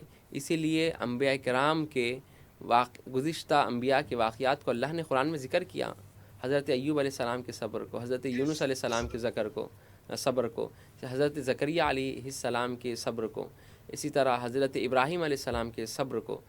جتنے انبیاء گزرے ہیں سب کے صبر کے واقعات ہم سنتے ہیں۔ اسی طرح سیدنا محمد رسول اللہ صلی اللہ علیہ وسلم پر جو تکالیف ڈھائے گئے مکے کی سرزمین پر، اور مدینے میں کتنا مسلمانوں کو ستایا گیا کفار نے، منافقین نے، آپ سب جانتے ہیں۔ یہ بتانے کا مقصد یہ ہے کہ آپ اپنے جو ہے انبیاء کے جو واقعات سنتے ہیں اس سے ہم کچھ سیکھیں کہ انبیاء کرام کو جب مصیبتیں آزمائش آئی تو وہ کس طرح صبر کا دامن تھامے رہیں، کیونکہ اللہ سبحانہ و تعالیٰ نے قرآن مجید میں ارشاد فرمایا ان اللہ یحب الصابرین، یقیناً اللہ صبر کرنے والوں کو پسند کرتے ہیں، اور ایک مقام پہ فرمایا ان اللہ مع الصابرین، صبر کرنے والوں کے ساتھ اللہ کی مدد ہوتی ہے۔ آپ قرآن کریم سورہ ملک روزانہ پڑھیں، ملک پڑھ کر دعا کریں، انشاءاللہ اللہ آسانی فرمائے گی۔ ماشاءاللہ، اس گفتگو کے بعد پروگرام میں کالر کو شامل کر رہے ہیں اور جانتے ہیں ان کا سوال۔ السلام علیکم۔ السلام علیکم۔ السلام علیکم۔ وعلیکم السلام۔ جی بتائیے کیا سوال ہے آپ کا؟ میں 4 منٹ سے بات کروں گی۔ بولیے کیا سوال ہے آپ کا؟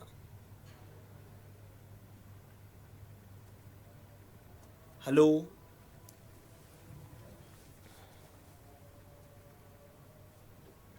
فرمائیے کیا سوال ہے آپ کا؟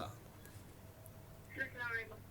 آپ خالی سلام کر رہے ہیں، کچھ آگے نہیں بتا رہے ہیں، بتائیے کیا سوال ہے؟ جی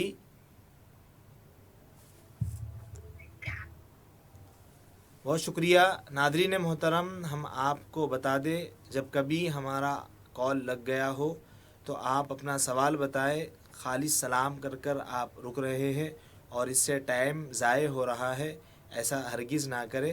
آئیے جانتے ہیں جواب۔ بسم اللہ الرحمن الرحیم۔ اسی طرح بابا نگر سے ہمارے ایک اسلامی بھائی نے سوال کیا کہ دودھ میں یا کسی شربت پانی میں مچھر گر جائیں تو کیا حکم ہے؟ یاد رکھیں مچھر یا مکھی کے گرنے سے وہ دودھ یا وہ پانی شربت ناپاک نہیں ہوتا، بلکہ آپ اس کو ہٹا کر پی سکتے ہیں۔ ایک تو میں شرعی حکم آپ کو بتا دیا، اسی طرح ایک طبعی طور پر بھی میں آپ کو بتا دیتا ہوں کہ اگر آپ کے پاس ایک گلاس دودھ ہے، اب اس میں مکھی گر گئی یا مچھر گر گیا یا کوئی کیڑا پتنگا گر گیا، آپ کو معلوم ہے کہ جو ہے آپ کی طبیعت بالکل اس کو ناپسند کرتی ہے، نہیں پی سکتے آپ، اور آپ کے پاس اور دودھ رکھا ہوا ہے، آپ کی طبیعت پسند نہیں کرتی مکھی مچھر گرا ہوا پینے، تو آپ ہرگز اس کو نہ پئیں، بلکہ آپ کے پاس رکھا ہوا ہے اور دودھ وغیرہ ہے تو آپ اس کو استعمال کریں۔ شریعت کا حکم تو یہ ہے کہ اگر گر جائیں تو اس کو ہٹا کر، اگر کراہت ہو رہی ہے تو نہ پئیں، اور جو ہے بلا کراہت آپ پی سکتے ہیں، کیونکہ کراہت کے ساتھ پیے تو وہ کیا ہوتا، پھر جو ہے وہ انسان بے چین ہو کر طبیعت خراب ہو جاتی، تو بہتر ہے کہ احتیاط کریں، شریعت کے اعتبار سے تو اس کو ہٹا کر پیا جا سکتا ہے۔ اس گفتگو کے بعد پروگرام میں کالر کو شامل کر رہے ہیں اور جانتے ہیں ان کا سوال۔ السلام علیکم۔ وعلیکم السلام۔ جی میرا سوال یہ تھا کہ جس کو قرآن پڑھنے نہیں آتا تو وہ قرآن شریف کھول کے بس انگلی پھیر سکتے کیا یا نہیں بول کے پوچھنا تھا میرے کو۔ جی، کیا آپ ڈیلی ہمارا پروگرام مشاہدہ فرما رہی ہیں؟ جی ہاں۔ جی، تو آلریڈی ہم اس پر جواب ہم دے چکے ہیں۔ آپ پروگرام کو سماعت کریں، مولانا ضرور آپ کے سوال کا جواب دیں گے۔ کہاں سے کال کر رہے ہیں آپ؟ جی بنلا گڑا۔ بہت شکریہ بلا گوڑے سے کال کرنے کے لیے۔ پروگرام کو دیکھیے، آپ مولانا ضرور سوال کا جواب دیں گے۔ بسم اللہ الرحمن الرحیم۔ جیسا کہ بنلا گڑا سے ہماری بہن نے ہم سے سوال کیا، اور یہ آپ کا سوال روزانہ ہمارے پاس آتا ہے، ہم روزانہ اس کا جواب دیتے ہیں۔ آپ یاد رکھیں کہ آپ شہر میں ہیں، ایسے شہر میں ہیں جہاں پر علم اور علماء کی بھرمار ہے، علماء، اچھے علماء کی کثرت ہے، علماء کے ساتھ ساتھ عالماؤں کی بھی کثرت ہے، جو باجی جن کو کہتے ہیں، جو عالم ہوتی ہیں، فاضل مفتیہ ہوتی ہیں، ان کی بھی بہت کثرت ہے۔ آپ اتنے بڑے علمی شہر میں رہ کر آپ کی یہ گفتگو کہ جو ہے میں قرآن پڑھنے نہیں آتا، قرآن کھول کر صرف ہاتھ پھیر کر بسم اللہ پڑھ لوں گی، تو یاد رکھیں صرف بسم اللہ پڑھنے کا ثواب ملے گا، قرآن کھولنے کا آپ کو ثواب ملے گا، دیکھنے کا، قرآن پڑھنے کا ثواب آپ کو نہیں ملے گا۔ تو آپ کیا کریں گے؟ آپ دیکھیے آپ کی شادی سے پہلے کیا آپ کو کھانا بنانے آتا تھا؟ کیا آپ کو جب آپ کو کھانا بنانے نہیں آتا تھا تو آپ کیا کیے؟ آپ کوشش کریں، سیکھیں۔ اسی طرح ہمیں کئی ساری چیزیں نہیں آتی تو ہم کیا کرتے ہیں؟ سیکھتے ہیں، ہمیں وہ چیزیں آ جاتی ہیں۔ تو اسی طرح قرآن کریم یہ تو آخرت تک ہمیں ہمارا ساتھ دینے والا ہے، آخرت تک ہماری مدد، اور قبر میں نور بن کر آئے گا، آخرت میں شفیع بن کر ہمارے پاس آئے گا۔ تو لہٰذا ہم کو قرآن کریم سیکھنا ضروری ہے۔ ہمیں قرآن پڑھیں تو معلوم ہوگا کہ صحیح کیا ہے، غلط کیا ہے۔ تو آپ صرف بسم اللہ سے کام نہ چلائیں، بلکہ قرآن پڑھنے کی آپ کوشش کریں، سیکھیں۔ ماشاءاللہ، قرآن کو سیکھنے کے حوالے سے مولانا سے آپ جواب سماعت کر رہے تھے۔ آئیے اس گفتگو کے بعد پروگرام میں کالر کو شامل کر رہے ہیں اور جانتے ہیں ان کا سوال۔ السلام علیکم۔ جی وعلیکم السلام۔ فرمائیے۔ جی میرا سوال یہ تھا کہ تھوڑے دن پہلے ہمارے سسرے کا انتقال ہو گیا۔ جی سب جو بھی پراپرٹی ہے اب جس کا بھی جو بھی کرایہ آئے گا بچوں میں تقسیم نہیں گا یا ساس کا نہیں دے گا، جی وہ والے سے سوال تھا۔ کتنے بچے ہیں؟ جی کتنے بچے ہیں آپ کے سسرے صاحب کو؟ جی 4 بیٹے ہیں، دو بیٹوں کو، دو بیٹوں کے حصے میں زمین ہے، دو بیٹوں کے حصے میں گھر آیا۔ جی تو وہ جو دو گھر کا جو کرایہ ہے نا، تو جی وہ کیا ساس کو دیں گا یا بیٹوں کو دیں گا؟ کہاں سے کال کر رہے ہیں آپ؟ جی میں چنائن کوٹے سے بات کروں۔ بہت شکریہ کال کرنے کے لیے۔ پروگرام کو مشاہدہ کیجیے، مولانا جواب دیں گے۔ السلام علیکم۔ السلام علیکم ورحمۃ اللہ وبرکاتہ۔ وعلیکم السلام ورحمۃ اللہ وبرکاتہ۔ فرمائیے کیا؟ اگر ہمارے کسی برتن میں کتے نے منہ ڈالا تو اسے دوبارہ یوز کر سکتے ہیں؟ جی کہاں سے کال کر رہے ہیں آپ؟ سنگاریڈی سے کال۔ بہت شکریہ آپ سنگاریڈی سے کال کرنے کے لیے۔ پروگرام کو آپ مشاہدہ کیجیے، مولانا ضرور آپ کے سوال کا جواب دیں گے۔ بسم اللہ الرحمن الرحیم۔ جیسا کہ ابھی چندرائن گٹے سے ہماری بہن نے سوال کیا کہ سسر کا انتقال ہو چکا ہے، لہٰذا ان کی وراثت کا حکم کیا ہے۔ یاد رکھیں کہ جیسے مرحوم کی جو وراثت ہوتی ہے اس کے سلسلے میں فقہاء نے مستحب عمل لکھا ہے کہ وراثت کے مسئلے میں اتنی تیزی کرنی چاہیے کہ وہاں پر دفنانے کے بعد مرحوم کو نماز جنازہ پڑھ کر دفنا کے آنے کے بعد اسی چٹائی پر بیٹھ کر وراثت تقسیم کر دینا مستحب ہے لکھا۔ یعنی اس میں تاخیر کرنے سے ہوتا کیا ہے، آپسی تعلقات بھائی کے جو وارثین ہوتے ہیں وہ آپسی تعلقات خراب ہوتے ہیں، اور ہوتا بھی ایسا ہے کہ والد کے انتقال کے بعد وہ مرحوم کی وراثت 10 سال ایسی ہے تقسیم نہیں ہوتی، آگے چل کر کئی سارے پرابلمز پیدا ہوتے ہیں، یا کسی بچے کا انتقال ہوتا تو بچے کے بچے محروم ہو جاتے ہیں، یا بہن محروم ہوتی، بہن کا انتقال ہو گیا تو بہن کے بچے محروم ہو جاتے ہیں، تو یہ صحیح طریقہ نہیں ہے۔ اسی طرح اگر والد کا انتقال ہوتا ہے، اب ان کے حصے میں تھے 4 گھر، یاد آپ غور سے سنیں وراثت کا مسئلہ، ایک شخص کا انتقال ہوا، ان کے تھے 4 گھر تھے، ان کے مرحوم کے نام پر ہی تھے۔ اب ہمارے معاشرے میں کیسا ہوتا ہے، جیسے ہی شوہر کا انتقال ہوتا تو کیا کرتے ہیں، وہ بیوی کے انڈر چلے جاتا، یعنی کہتے امی ابھی زندہ ہے نا تو امی کے نام پہ رکھتے ہیں، پھر دیکھیں ایسا کہہ کر بات کو ٹلا دیتے ہیں۔ یاد رکھیں یہ عمل درست نہیں ہے، ناجائز ہے، یہ عمل صحیح نہیں ہے، کیونکہ مرحوم کی انتقال کے بعد جو وراثت ہے صرف امی کی نہیں ہے بلکہ ان کے وارثین میں ان کی اولاد کی بھی ہے، اگر اولاد نہ ہو بہن کی بھی ہے، ان کے ماں باپ کا بھی اس میں حصہ ہوتا ہے، مرحوم کے صرف بچوں کا حصہ نہیں ہے، اس میں مرحوم کے ماں باپ کا بھی حصہ ہوتا ہے، مرحوم کے بیوی کا حصہ، مرحوم کے بچوں کا حصہ ہوتا ہے، اس میں مرحوم کے اگر 2 شادی ہے تو دوسری بیوی کا بھی حق ہے، اس میں دوسرے بیوی کے بچوں کا بھی حق ہے اس میں۔ اب یہاں پر اتنا حق مارا جا رہا ہے ہمارے پاس، مرحوم کا انتقال ہوا تو پہلی بیوی کے بچے سب لے لیتے ہیں، دوسری بیوی محروم، دوسری بیوی کے بچے محروم، ایسا نہیں، وہ بھی ان کا ہی خون ہے، یہ بھی ان کا ہی خون ہے، سب کو برابر حصہ ملنا چاہیے۔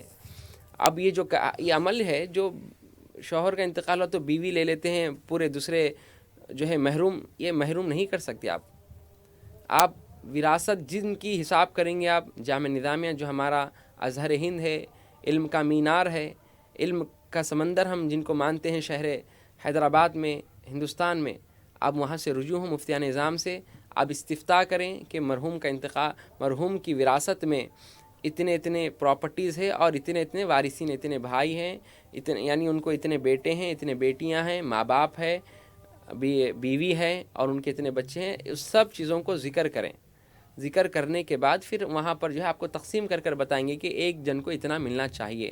یہ جو عمل ہے صرف ساس پورا لے کے رکھ لیے، پورا شوہر کا انتقال، سسرے کا انتقال، ساس پورا لے کے رکھ لیے، ہاں 4 بچے میں ایک بچہ کہہ رہا ہے امی آپ رہنے دو، آپ رکھو، وہ بچہ اچھا کما رہے ہیں، اب 3 بچے ہیں، 3 بچے نہیں کما رہے ہیں، ان کی آمدنی کم ہے، ان کو ضرورت ہے، آپ کیا کریں، ان کی ضرورت کو مار رہے ہیں، آپ شریعت کے خلاف عمل کر رہے ہیں نا، آپ اللہ بول رہے ہیں کہ مرحوم کی وراثت کو اولاد میں تقسیم کر دو، آپ کیا کر رہے ہیں، وراثت کو روک کے ان پر جو ہے گویا کہ ایک طریقے کا ظلم کر رہے ہیں آپ۔ विरासत को ना रोकें, हरगिज़ ना रोकें।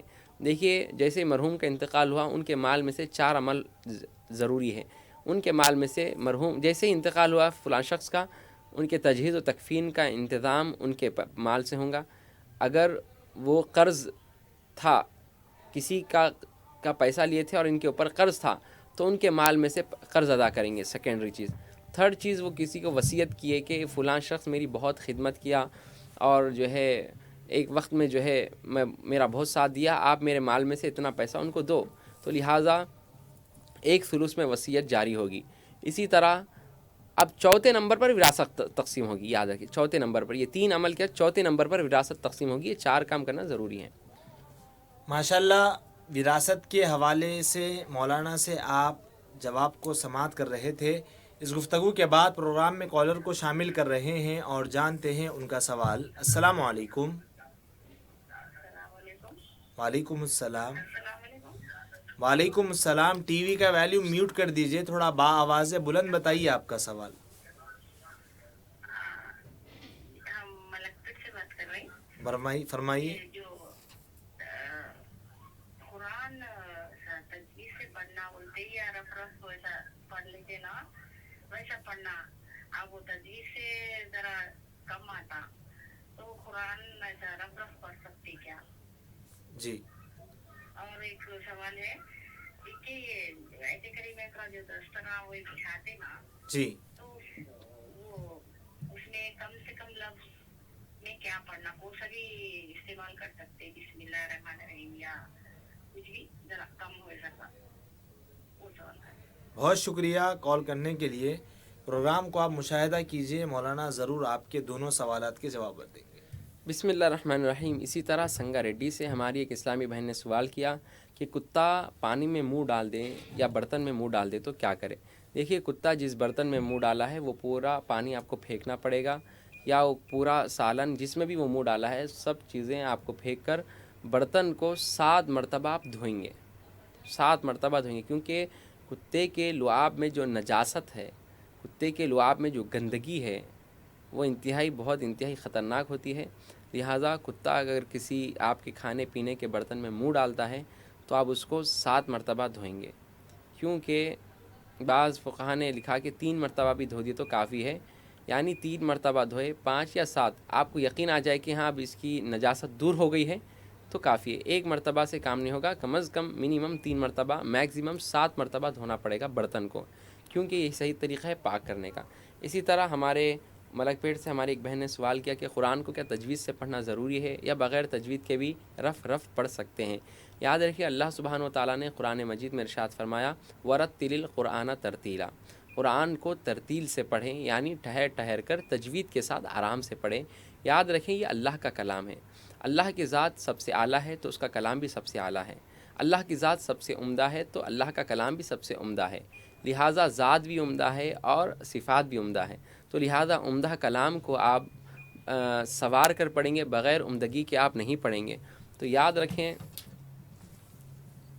आप कुरान करीम को तजवीज़ से पढ़ने की कोशिश करेंगे, क्योंकि अल्लाह ने इरशाद फरमाया, अल्लज़ीना आतैनाहुमुल किताब यतलूनहु हक़्क़ तिलावतिही उलाइका युमिनून बिही, यानी मोमिन वो है जिनको हम किताब देते हैं और वो किताब का मुकम्मल हक़ अदा करते हैं।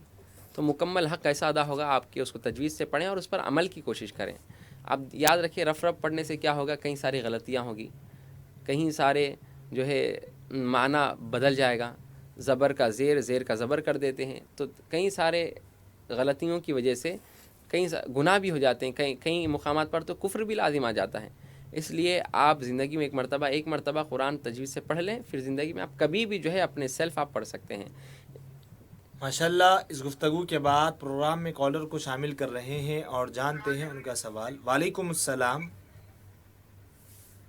हेलो जी, फरमाइए क्या सवाल है। समीर खान बोल रहा हूँ मैं।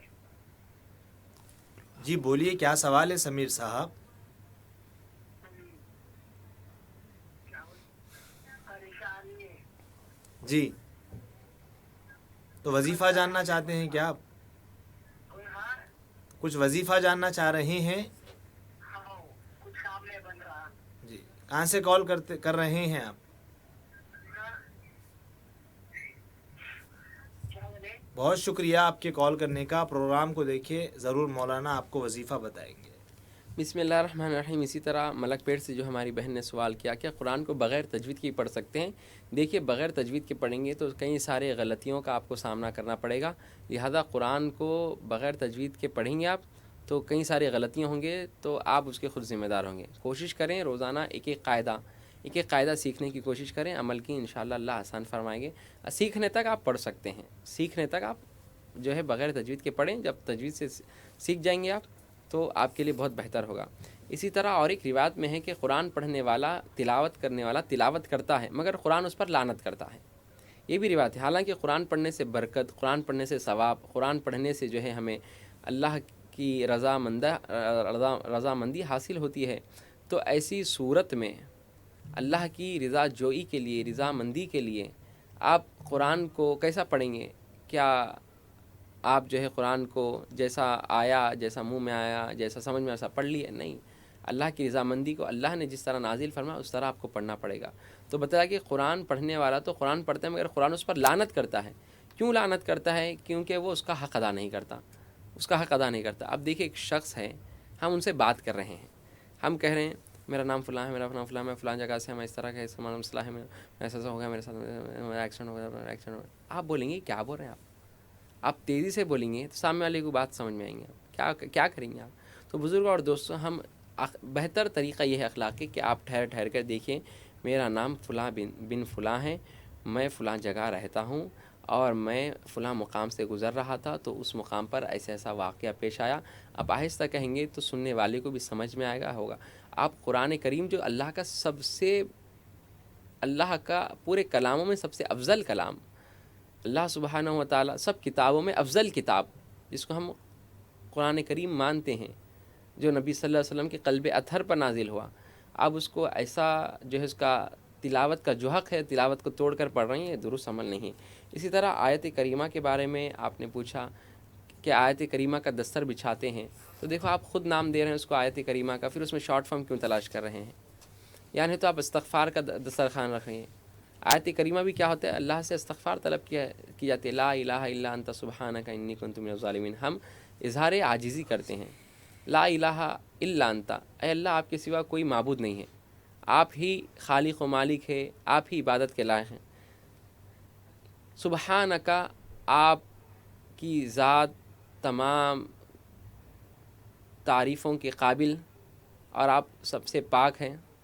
انی کنت من الظالمین, اور میں ظالموں میں سے, میں نے اپنے نفس پر ظلم کیا. آپ کی ذات بلند و بالا ہے, آپ کی ذات جو ہے سب سے ہر عیب سے پاک ہے, میں اپنے نفس پر ظلم کرنے والا ہوں. اب لا الہ الا انت سبحانک انی کنت من الظالمین میں کیا کرتے ہیں؟ آپ اظہار عاجزی کرتے ہیں اور اللہ کی تعریف حمد بیان کرتے ہیں.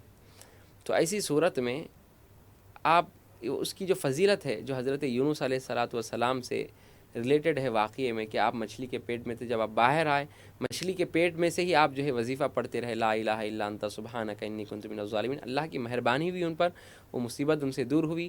لہٰذا اس کے ضمن میں کیا کرتے ہیں, ہم آیت کریمہ پڑھتے ہیں کہ اللہ کی رضا حاصل ہو اور ہماری مصیبت دور ہو. تو آپ لا الہ الا انت سبحانک انی کنت من الظالمین جب آیت کریمہ کا دستر بچھا ہی رہے ہیں تو پھر آپ دوسری چیز کیوں پڑھ رہے ہیں؟ اگر آپ دوسری چیز پڑھنا چاہ رہے ہیں تو استغفار پڑھیں, استغفر اللہ ربی من کل ذنب واتوب الیہ. اتنا نہیں پڑھ سکتے, صرف استغفر اللہ بھی پڑھ سکتے ہیں, استغفر اللہ بھی آپ پڑھ سکتے ہیں. اسی طرح ہمارے اور ایک بھائی نے ہم سے سوال کیا کہ وہ بہت پریشان ہیں, کام نہیں بن رہا ہے, تو کیا کرنا چاہیے؟ دیکھیے گھر میں بیٹھنے سے ہرگز کام نہیں بنے گا. آپ دیکھو ہم پر کوئی مصیبت آتی ہے تو ہم پریشان ہو جاتے ہیں. سب سے پہلی بات, کوئی ہم پر بات آ گئی, کوئی ہم پر کچھ الزام لگا دیے, یا کوئی ہم کو ستا دیے, یا ہم پر جو ہے ہم کو پریشان کر دے, تو ہم کیا ہوتے ہیں, اسٹرک ہو جاتے ہیں, ہمارا دماغ کام کرنا بند ہوتا. ہم سوچتے ہیں ارے ایسا ہوا کیسا, اب اس کے جو ہے اس سے بدلہ لینے میں رہ جاتے ہیں. ہمارے کو فلاں ایسا بولا, فلاں ایسا کرا, تو اس سے بدلہ لینے میں رہ جاتے ہیں. ہم جو ہمارے مسائل ہیں وہ جہاں کے وہاں رہ جاتے ہیں. ہم مسائل میں جہاں کے وہاں ہیں, مگر ہم کو جو آگے بڑھنا ہے, ہمیں جو ان مسائل کو حل کرتے ہوئے زندگی گزارنا ہے, ہم اس کی طرف توجہ کم کرتے ہیں, اور یہ سب بدلہ لینے کے اس میں ہم توجہ زیادہ کرتے ہیں. تو ہوگا کیا, انسان پریشان کا پریشان ہے. ابھی فلاں کسی انسان پر مصیبت آئی تو کیا کرے گا؟ یہ مصیبت کس کی طرف سے آئی, اس کو تلاش کریں گا، تلاش کر کے اس کو جو ہے ماریں گا، اس سے بدلہ لیں گا، اس سے دشمنی کریں گا، تو دشمنی تو آپ لے لیے، مگر یہ جو مصیبت ہے جیسے کہ ویسی ہی ہے آپ کی. یاد رکھیں زندگی میں کتنی بھی بڑی سے بڑی مصیبت آ جائیں، توکل علی اللہ رکھیں، توکل علی اللہ رکھیں. آپ اللہ پہ بھروسہ کہ دیکھیے اب تک میں خوش تھا، یہ بھی اللہ کی طرف سے، اب مصیبت ہے، یہ اللہ کی طرف سے آزمائش ہے. تو لہٰذا آزمائش میں آپ نیکی کا دامن نہ چھوڑیں. دیکھیے بتلایا جاتا ہے کہ ایک ہوتا مصیبت، ایک ہوتی ہے آزمائش. مصیبت اور آزمائش میں فرق کیسا ہے؟ بعض علماء اکرام یہ لکھتے ہیں کہ اگر وہ مصیبت وہ پریشانی آپ کو اللہ کی طرف لے کر جا رہی ہے تو وہ آزمائش ہے. اگر وہ پریشانی آپ کو اللہ کی طرف لے کے آ رہی ہے، یعنی جیسے آپ پریشان ہوئے تو اور آپ کے ذکر میں اضافہ اور اللہ کی یاد میں آپ کا اضافہ ہو گیا، اللہ کو بس یاد کر رہے ہیں، اللہ پر توکل کر رہے ہیں، تو پریشانی گویا آزمائش ہے. اگر وہ مصیبت، وہ پریشانی آپ کو برائی کی طرف ہی لے کے جا رہی، یعنی آپ کیا کر رہے ہیں، اللہ کی طرف زیادہ کم توکل اور غیر پہ آپ زیادہ توکل کر رہے ہیں، نہیں فلاں آدمی ہے، فلاں کی وجہ سے کام ہو جائے گا. یاد رکھیں حقیقت میں ہمارے پریشانی دور کرنے والی ذات اللہ کی ذات ہیں. حقیقت میں ہمارا مداوا اللہ سے ہیں، ہماری دعائیں قبول کرنے والے اللہ ہے. یہ دنیا کے جتنے لوگ ہیں یہ اسباب ہے، یہ اللہ ان کو مسبب بنا دیتا ہے، یہ سبب بنتے ہیں. حقیقی مسبب تو اللہ ہی ہے، مسبب الاسباب ہے اللہ کی ذات. تو بزرگوں اور دوستوں، یہ اسباب پر زیادہ توکل کرنے کی وجہ سے اللہ کی ذات پر زیادہ توکل کریں. اگر اللہ ان کو اسباب نہ بناتا تو آپ ان کے پاس کیسے آتے؟ بعض دفعہ ہوتا ہم ایک سے امید رکھتے ہیں کہ بندہ ہمارا کام کرے گا، مگر وہ نہیں کرتا. یعنی آپ جس پر امید رکھیں وہی آپ کو ٹھکرا دیتا ہے ایک دن. مگر اللہ کی ذات ایسی ہے، آپ اللہ پر توکل رکھیں تو اللہ آپ کو پسند کرتے ہیں. اللہ فرماتے ہیں ان اللہ یحب المتوکلین، اللہ سبحانہ و تعالیٰ اس کی ذات پر بھروسہ کرنے والوں کو پسند کرتے ہیں. اب اللہ جن کو پسند کر رہے ہیں، کیا ان کی اللہ مدد نہیں فرمائیں گے؟ اب غور کریں آپ. تو بزرگوں اور دوستوں، کتنی پریشانی اللہ پہ توکل کہ آج مصیبت ہے، کل ہم خوش تھے، وہ بھی اللہ کی طرف سے. آج مصیبت میں ہیں تو اللہ سبحانہ وتعالیٰ یہ ہماری مصیبت کو دور کرے گا. ایسا توکل ایمان رکھے. 5 وقت کی نماز پابندی سے پڑھیں. نماز نہیں پڑھتی ہم یہ شکایتیں کرتے پھرتے ہیں. کیوں نہیں پڑھتے آپ نماز؟ ہم مسلمان ہیں، ہم نماز کیوں نہیں پڑھتے بتائیے؟ نماز نہیں پڑھ رہے ہیں اور جو ہے ہر مسجد میں آ کے مول صاحب ہمارے لیے دعا کرو، مولانا بولیں گے نماز پڑھ رہے ہیں آپ؟ نہیں صاحب نماز تو نہیں پڑھتا ہوں میں، کچھ بھی نہیں ہوتا میرے سے. اجی اللہ جو چیز کو فرض کیے اس کو چھوڑ دے کہ آپ در بدر بھٹک رہے ہیں، اللہ کے در پہ نہیں جا رہے ہیں آپ. جو حقیقی مالک، حقیقی خالق ہے، آپ اس کے در پہ نہیں جا رہے ہیں. آپ جو ہے صرف لوگوں کی دعائیں سمیٹتے بٹورتے پھر رہے ہیں. یاد رکھیں آپ کیا کر رہے ہیں، ڈاکٹر کے پاس گئے، ڈاکٹر کے پاس جا کے آپ اپنا علاج کرائیں. علاج کرانے کا ڈاکٹر بولا دیکھو میاں یہ گولیاں کھاؤ، یہ آپ کی بیماری دور ہوگی، اور یہ چیزوں سے پرہیز کرو. آپ بولے ٹھیک ہے ڈاکٹر صاحب. آپ گھر آ گئے، آپ گولی کھا رہے ہیں اور ڈاکٹر نے جن چیزوں سے پرہیز کرنے کے لیے کہا آپ وہ پرہیز نہیں کر رہے ہیں، ہر چیز کھا رہے ہیں. تو بتاؤ گولیوں کا اثر ہوگا؟ نہیں ہوگا ہرگز. آپ تو پرہیزگاری بھی ضروری ہے اور وہ اس پر عمل بھی ضروری ہے. اسی طرح گناہوں سے پرہیزگاری ضروری ہے، اللہ کی عبادت ضروری ہے.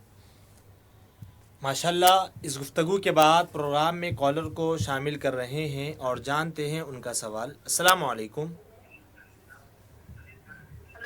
جی السلام علیکم. جی فرمائیے. ہمارے بچہ کام نہیں کر رہا، کچھ تو ڈاکٹر صاحب سے بولو. جی کیا عمر ہے آپ کے بچے کی؟ کہاں سے کال کر رہے ہیں آپ؟ بہت شکریہ لنگم پلی چندہ نگر سے کال کرنے کے لیے. پروگرام کو آپ مشاہدہ کیجئے، ضرور مولانا جواب دیں گے. بسم اللہ الرحمن الرحیم. جیسا کہ لنگم پلی سے ہماری اسلامی بہن نے ہم سے سوال کیا کہ ان کا بچہ کام نہیں کر رہا ہے تو کیا کرنا چاہیے. دیکھیے اگر آپ کا بچہ ہمارا پروگرام دیکھ رہا ہے تو ان کو دکھائیں، اگر نہیں دیکھ رہے ہیں تو بعد میں یہ پروگرام جو ہے یوٹیوب، فیس بک وغیرہ پر اپلوڈ ہوتا ہے، آپ وہاں سے بھی اپنے بچے کو یہ بات بتائیں. میں ان سے کہنا چاہوں گا جو بچے ہیں نوجوان، جو گھر میں اپنا وقت ضائع کر رہے ہیں، جو کماتے نہیں، نہ پڑھتے ہیں نہ کماتے ہیں، یاد گڑھا کھود رہے ہو اپنی زندگی میں، اپنے ہاتھوں سے خود اپنا گڑھا کھود رہے ہو.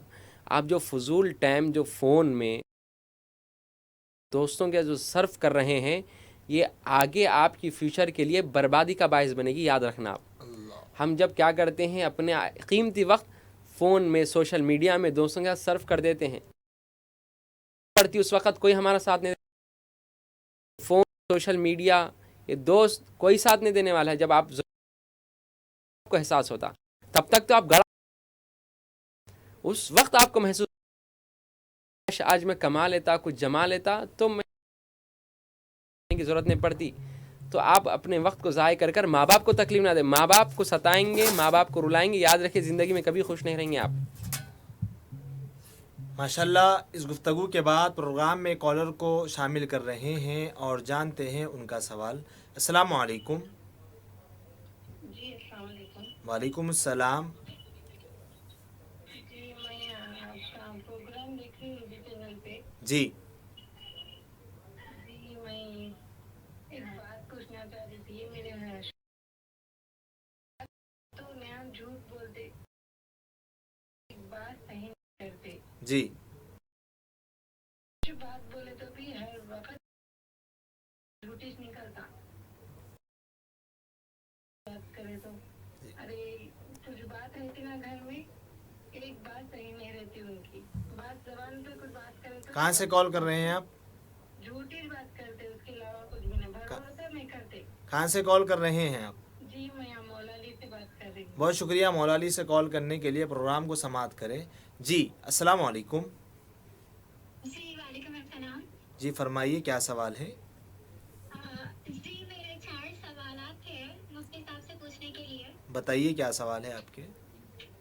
پہلا سوال مکروہ اوقات بتائیے جس میں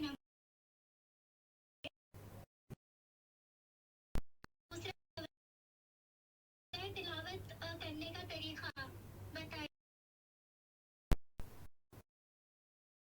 اگر ہے تو بقرعید میں قربانی دینا ضروری ہے کیا؟ جی جی خواتین کی نماز مغرب کے فرض نماز کے بعد فوراً جی نماز پڑھے بعد. کہاں سے کال کر رہے ہیں آپ؟ جی میں بہت شکریہ آپ کے کال کرنے کے لیے. پروگرام کو دیکھیے مولانا آپ کے ضرور سوال اور ایک کالر کو شامل کر رہے ہیں اور جانتے ہیں ان کا سوال. علیکم. السلام علیکم. السلام علیکم. وعلیکم السلام. جی فرمائیے کیا سوال ہے؟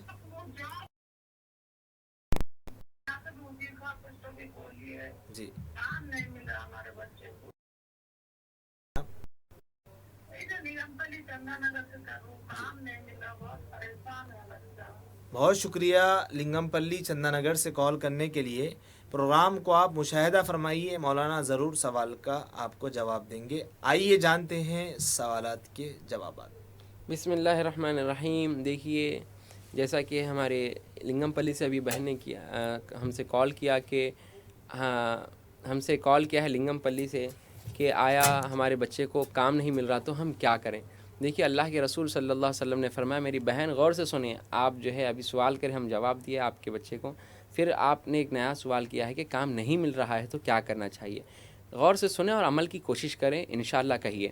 دیکھیے نبی کریم صلی اللہ علیہ وسلم نے فرمایا تم اپنے گھر کی عورتوں کو سورہ ملک سکھاؤ.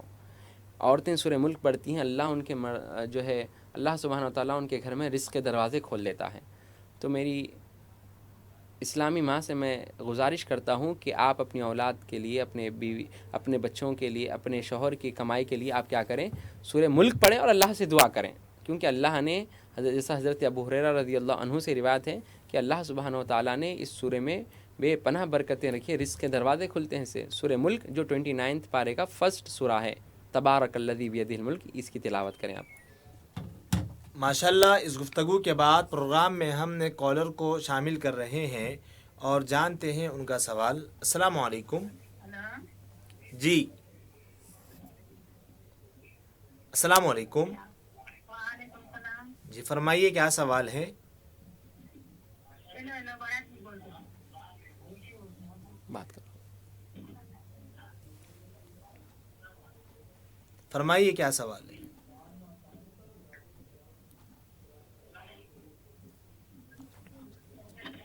हेलो, जी जी फरमाइए, हम आपकी आवाज़ सुन रहे हैं। शायद राबता सही तौर पर नहीं हो रहा है। जी इसी तरह मौला अली से हमारी एक इस्लामी बहन ने हमसे सवाल किया कि उनके शौहर हर बात पर झूठ बोलते हैं। तो याद रखें, नबी करीम सल्लल्लाहु अलैहि वसल्लम ने इरशाद फरमाया कि मुनाफिक की 3 निशानी है। जब वो मुंह खोलता है तो झूठ बोलता है, जब उस वादा करता है तो खिलाफ वर्जी करता है, जब उस पर उसके पास अमानत रखी जाए तो वो खियानत करता है। तो ऐसी सूरत में मुनाफिकों की निशानी है।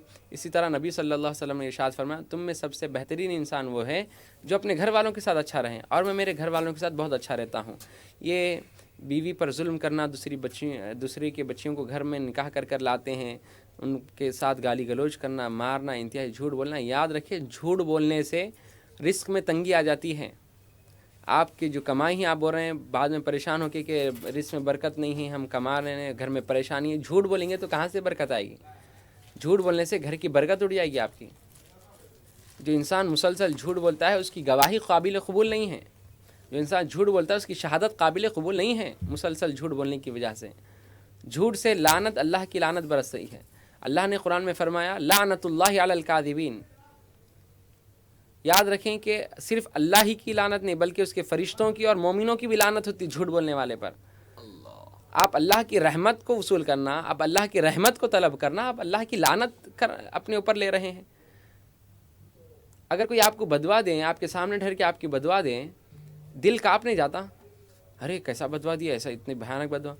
आप किसी की बदवा की ज़रूरत ही नहीं है आपको किसी को सताने की ज़रूरत नहीं। आप जो झूठ बोल रहे हैं ना, ये खुद अल्लाह की लानत बन रही है आप पर। लाअनतुल्लाहि अलल काज़िमीन, झूठ बोलने वालों पर अल्लाह की लानत बरसती है। अगर कोई बंदा झूठ बोलता है तो आप क्या करें, उसके लिए हिदायत की दुआ करें आप अल्लाह से, अल्लाह इनको सच्चा बना दे। अबू बकर सिद्दीक़ रज़ी अल्लाह अन्हु के सदक़े तुफ़ैल में अल्लाह तो उनको सच्चा बना दे, सिद्दीक़ बना दे। अल्लाह, एक रिवायत में है कि एक बंदा जो है सच बोलता है, अल्लाह के पास उसको सिद्दीक़ लिख दिया जाता है, और एक बंदा झूठ बोलता है, अल्लाह के पास उसको कज़्ज़ाब लिखा जाता है। सिद्दीक़ का शुमार जन्नतियों में होता है, और झूठ मुसलसल बोलने की वजह से वो अल्लाह के पास कज़्ज़ाब लिखा जाता है, और कज़्ज़ाब जहन्नम में उसका शुमार होता है, जहन्नमियों में। तो झूठ बोलकर अपना शुमार क्यों कज़्ज़ाब में कर रहे हैं अल्लाह के पास? झूठ बोलकर अपना शुमार क्यों जहन्नम में बना रहे हैं आप? बहुत गलत बात है। आइए, इसी तरह मासब टैंक से हमारे एक बहन ने हमसे सवाल किया है कि मकरूह औक़ात क्या है। देखिए बहन, मकरूह औक़ात 3 हैं। फ़जर की नमाज के बाद से लेकर सूरज मुकम्मल तुलू होने तक जो है मकरूह वक्त है। इसमें ना आप नमाज़ें, ना नवाफिल अदा कर सकती हैं, ना सजदे तिलावत अदा कर सकती हैं आप। इसी तरह सजदे तिलावत का तरीक़ा नमाज में क्या होगा? देखिए, आप कुरान करीम में 14 सजदे हैं जो वाजिब है, लिहाजा हम पहले 9वें पारे में पहला सूरह आराफ की आखिरी आयत में, इन अनफाल से पहले हमें एक सूरा में वहाँ पे एक सजदा है। हम जब नमाज़ पढ़ रहे हैं, हालत नमाज में सजदा आता है, तो फिल फॉर अल्लाहु अकबर कहकर आप सजदे में चली जाएंगी, और ताक़दत में 3 मरतबा, 5, 7, 9 मरतबा आप ताक़दत में सुबहान रब्बियल आला पढ़ेंगी, और अल्लाहु अकबर कहते फिर अपने मुकाम पर आकर फिर वहाँ सजदे की आयत जहाँ पे रुके आप उसके आगे से आप यसअलूनका अनिल अनफ़ाल क़ुलिल अनफ़ालु लिल्लाह कहकर आप आगे से आगे तिलावत करेंगे आप। तो इसी तरह कर्ज़ और क़ुरबानी के मसले पर आपने बात की कि अगर किसी पर कर्ज़ है और वो क्या क़ुरबानी दे सकता है बकरीद में या नहीं। याद रखें, आपका कर्ज़ कितना है पहले ये अंदाज़ा होना चाहिए। मिसाल के तौर पे आपके पास घर में 10 लाख है या 10 लाख की सोना है आपके पास आप साहिब निसाब है, आपके पास 10 लाख रुपए है। हालांकि साहिब निसाब अगर किसी के पास 45,000 यानी 42.5 तोला अगर किसी के पास चांदी या उसकी कीमत है तो उस पर क़ुरबानी वाजिब है। लिहाजा आपके पास घर में 10 लाख रखे हुए और आप पर कर्ज़ा है 5 लाख का। चलो वो 5 लाख कर्ज़े को माइनस कर दो तो बचे कितना, 5 लाख। तो 5 लाख में इंसान साहिब निसाब रहता नहीं रहता, साहिब निसाब रहता है, तो उस पर क़ुरबानी वाजिब है। लिहाजा अगर आपके पास है 10 लाख रुपए या 10 लाख का सोना आपके पास है और आपके ऊपर कर्ज़ा है 12 लाख का, अगर आप जो है 10 लाख और कर्ज़ा और 2 लाख बढ़ के है आपके पास, तो ऐसी सूरत में क़ुरबानी वाजिब नहीं होगी। लिहाजा कर्ज़ को पहले हटाएंगे, कर्ज़ हटाने के बाद माइनस करने के बाद جو ہمارے پاس ہمارے لیے رقم بچے گی کیا ہم دیکھیں گے اس میں ہم صاحب نصاب ہے یا نہیں ہے، 42 تولے چاندی کی قیمت ہمارے پاس بچ رہی ہے یا نہیں۔ اگر 42.5 تولے کی چاندی کی قیمت ہمارے پاس بچ رہی ہے تو ہم صاحب نصاب ہے، ہم پر قربانی فرض ہے۔ علیحدہ طور پر اگر بیوی کے پاس 42.5 تولے چاندی کی قیمت ہے، سونا ہے، تو بیوی پر فرض ہے۔ شوہر کے پاس مال تجارت، شوہر کے پاس پیسہ تو شوہر پر فرض ہے۔ امی کے پاس سونا ہے تو امی کے پاس فرض ہے۔ ہر ایک پر علیحدہ فرض ہے۔ اسی طرح اور ایک بہن نے سوال کیا کہ اوابین کی نماز کیا ہے۔ دیکھیے مغرب کی فقہا لکھتے ہیں کہ مغرب کی 2 رکعت، مغرب کی نماز پڑھ لی آپ 3 رکعت فرض، اس کے بعد 2 رکعت سنت مؤکدہ کے بعد اوابین کا وقت شروع ہو جاتا ہے۔ اوابین کی بڑی فضیلت آئی ہے، لہٰذا اوابین کی نماز پڑھنے کی رمضان میں کوشش کریں آپ کہ اوابین کا وقت جو ہے مغرب کی 2 رکعت سنت مؤکدہ کے بعد آغاز ہوتا ہے، اور اس کی منیمم 6 رکعتیں بتائی جاتی ہیں۔ ماشاءاللہ مولانا سے آپ جوابات سماعت فرما رہے تھے۔ ناظرین، وقت ہے اب پروگرام کے اختتام کا۔ ناظرین کا بھی ہم بہت شکریہ ادا کرتے ہیں جنہوں نے ہمارے ساتھ جڑے رہے، اور ہم کل دن میں 4 بجے سے 5:30 بجے تک براہ راست یعنی لائیو ٹیلی کاسٹ پروگرام میں ہم آپ کے ساتھ رہیں گے۔ ناظرین محترم، مولانا نے اپنا قیمتی وقت ہمیں عنایت کیا، ہم مولانا کا بہت شکریہ ادا کرتے ہیں۔ ناظرین، آپ کے اس میزبان حافظ عبدالعظیم اور روبی چینل کی ساری ٹیم کے ساتھ اجازت دیجیے، تب تک کے لیے اللہ حافظ۔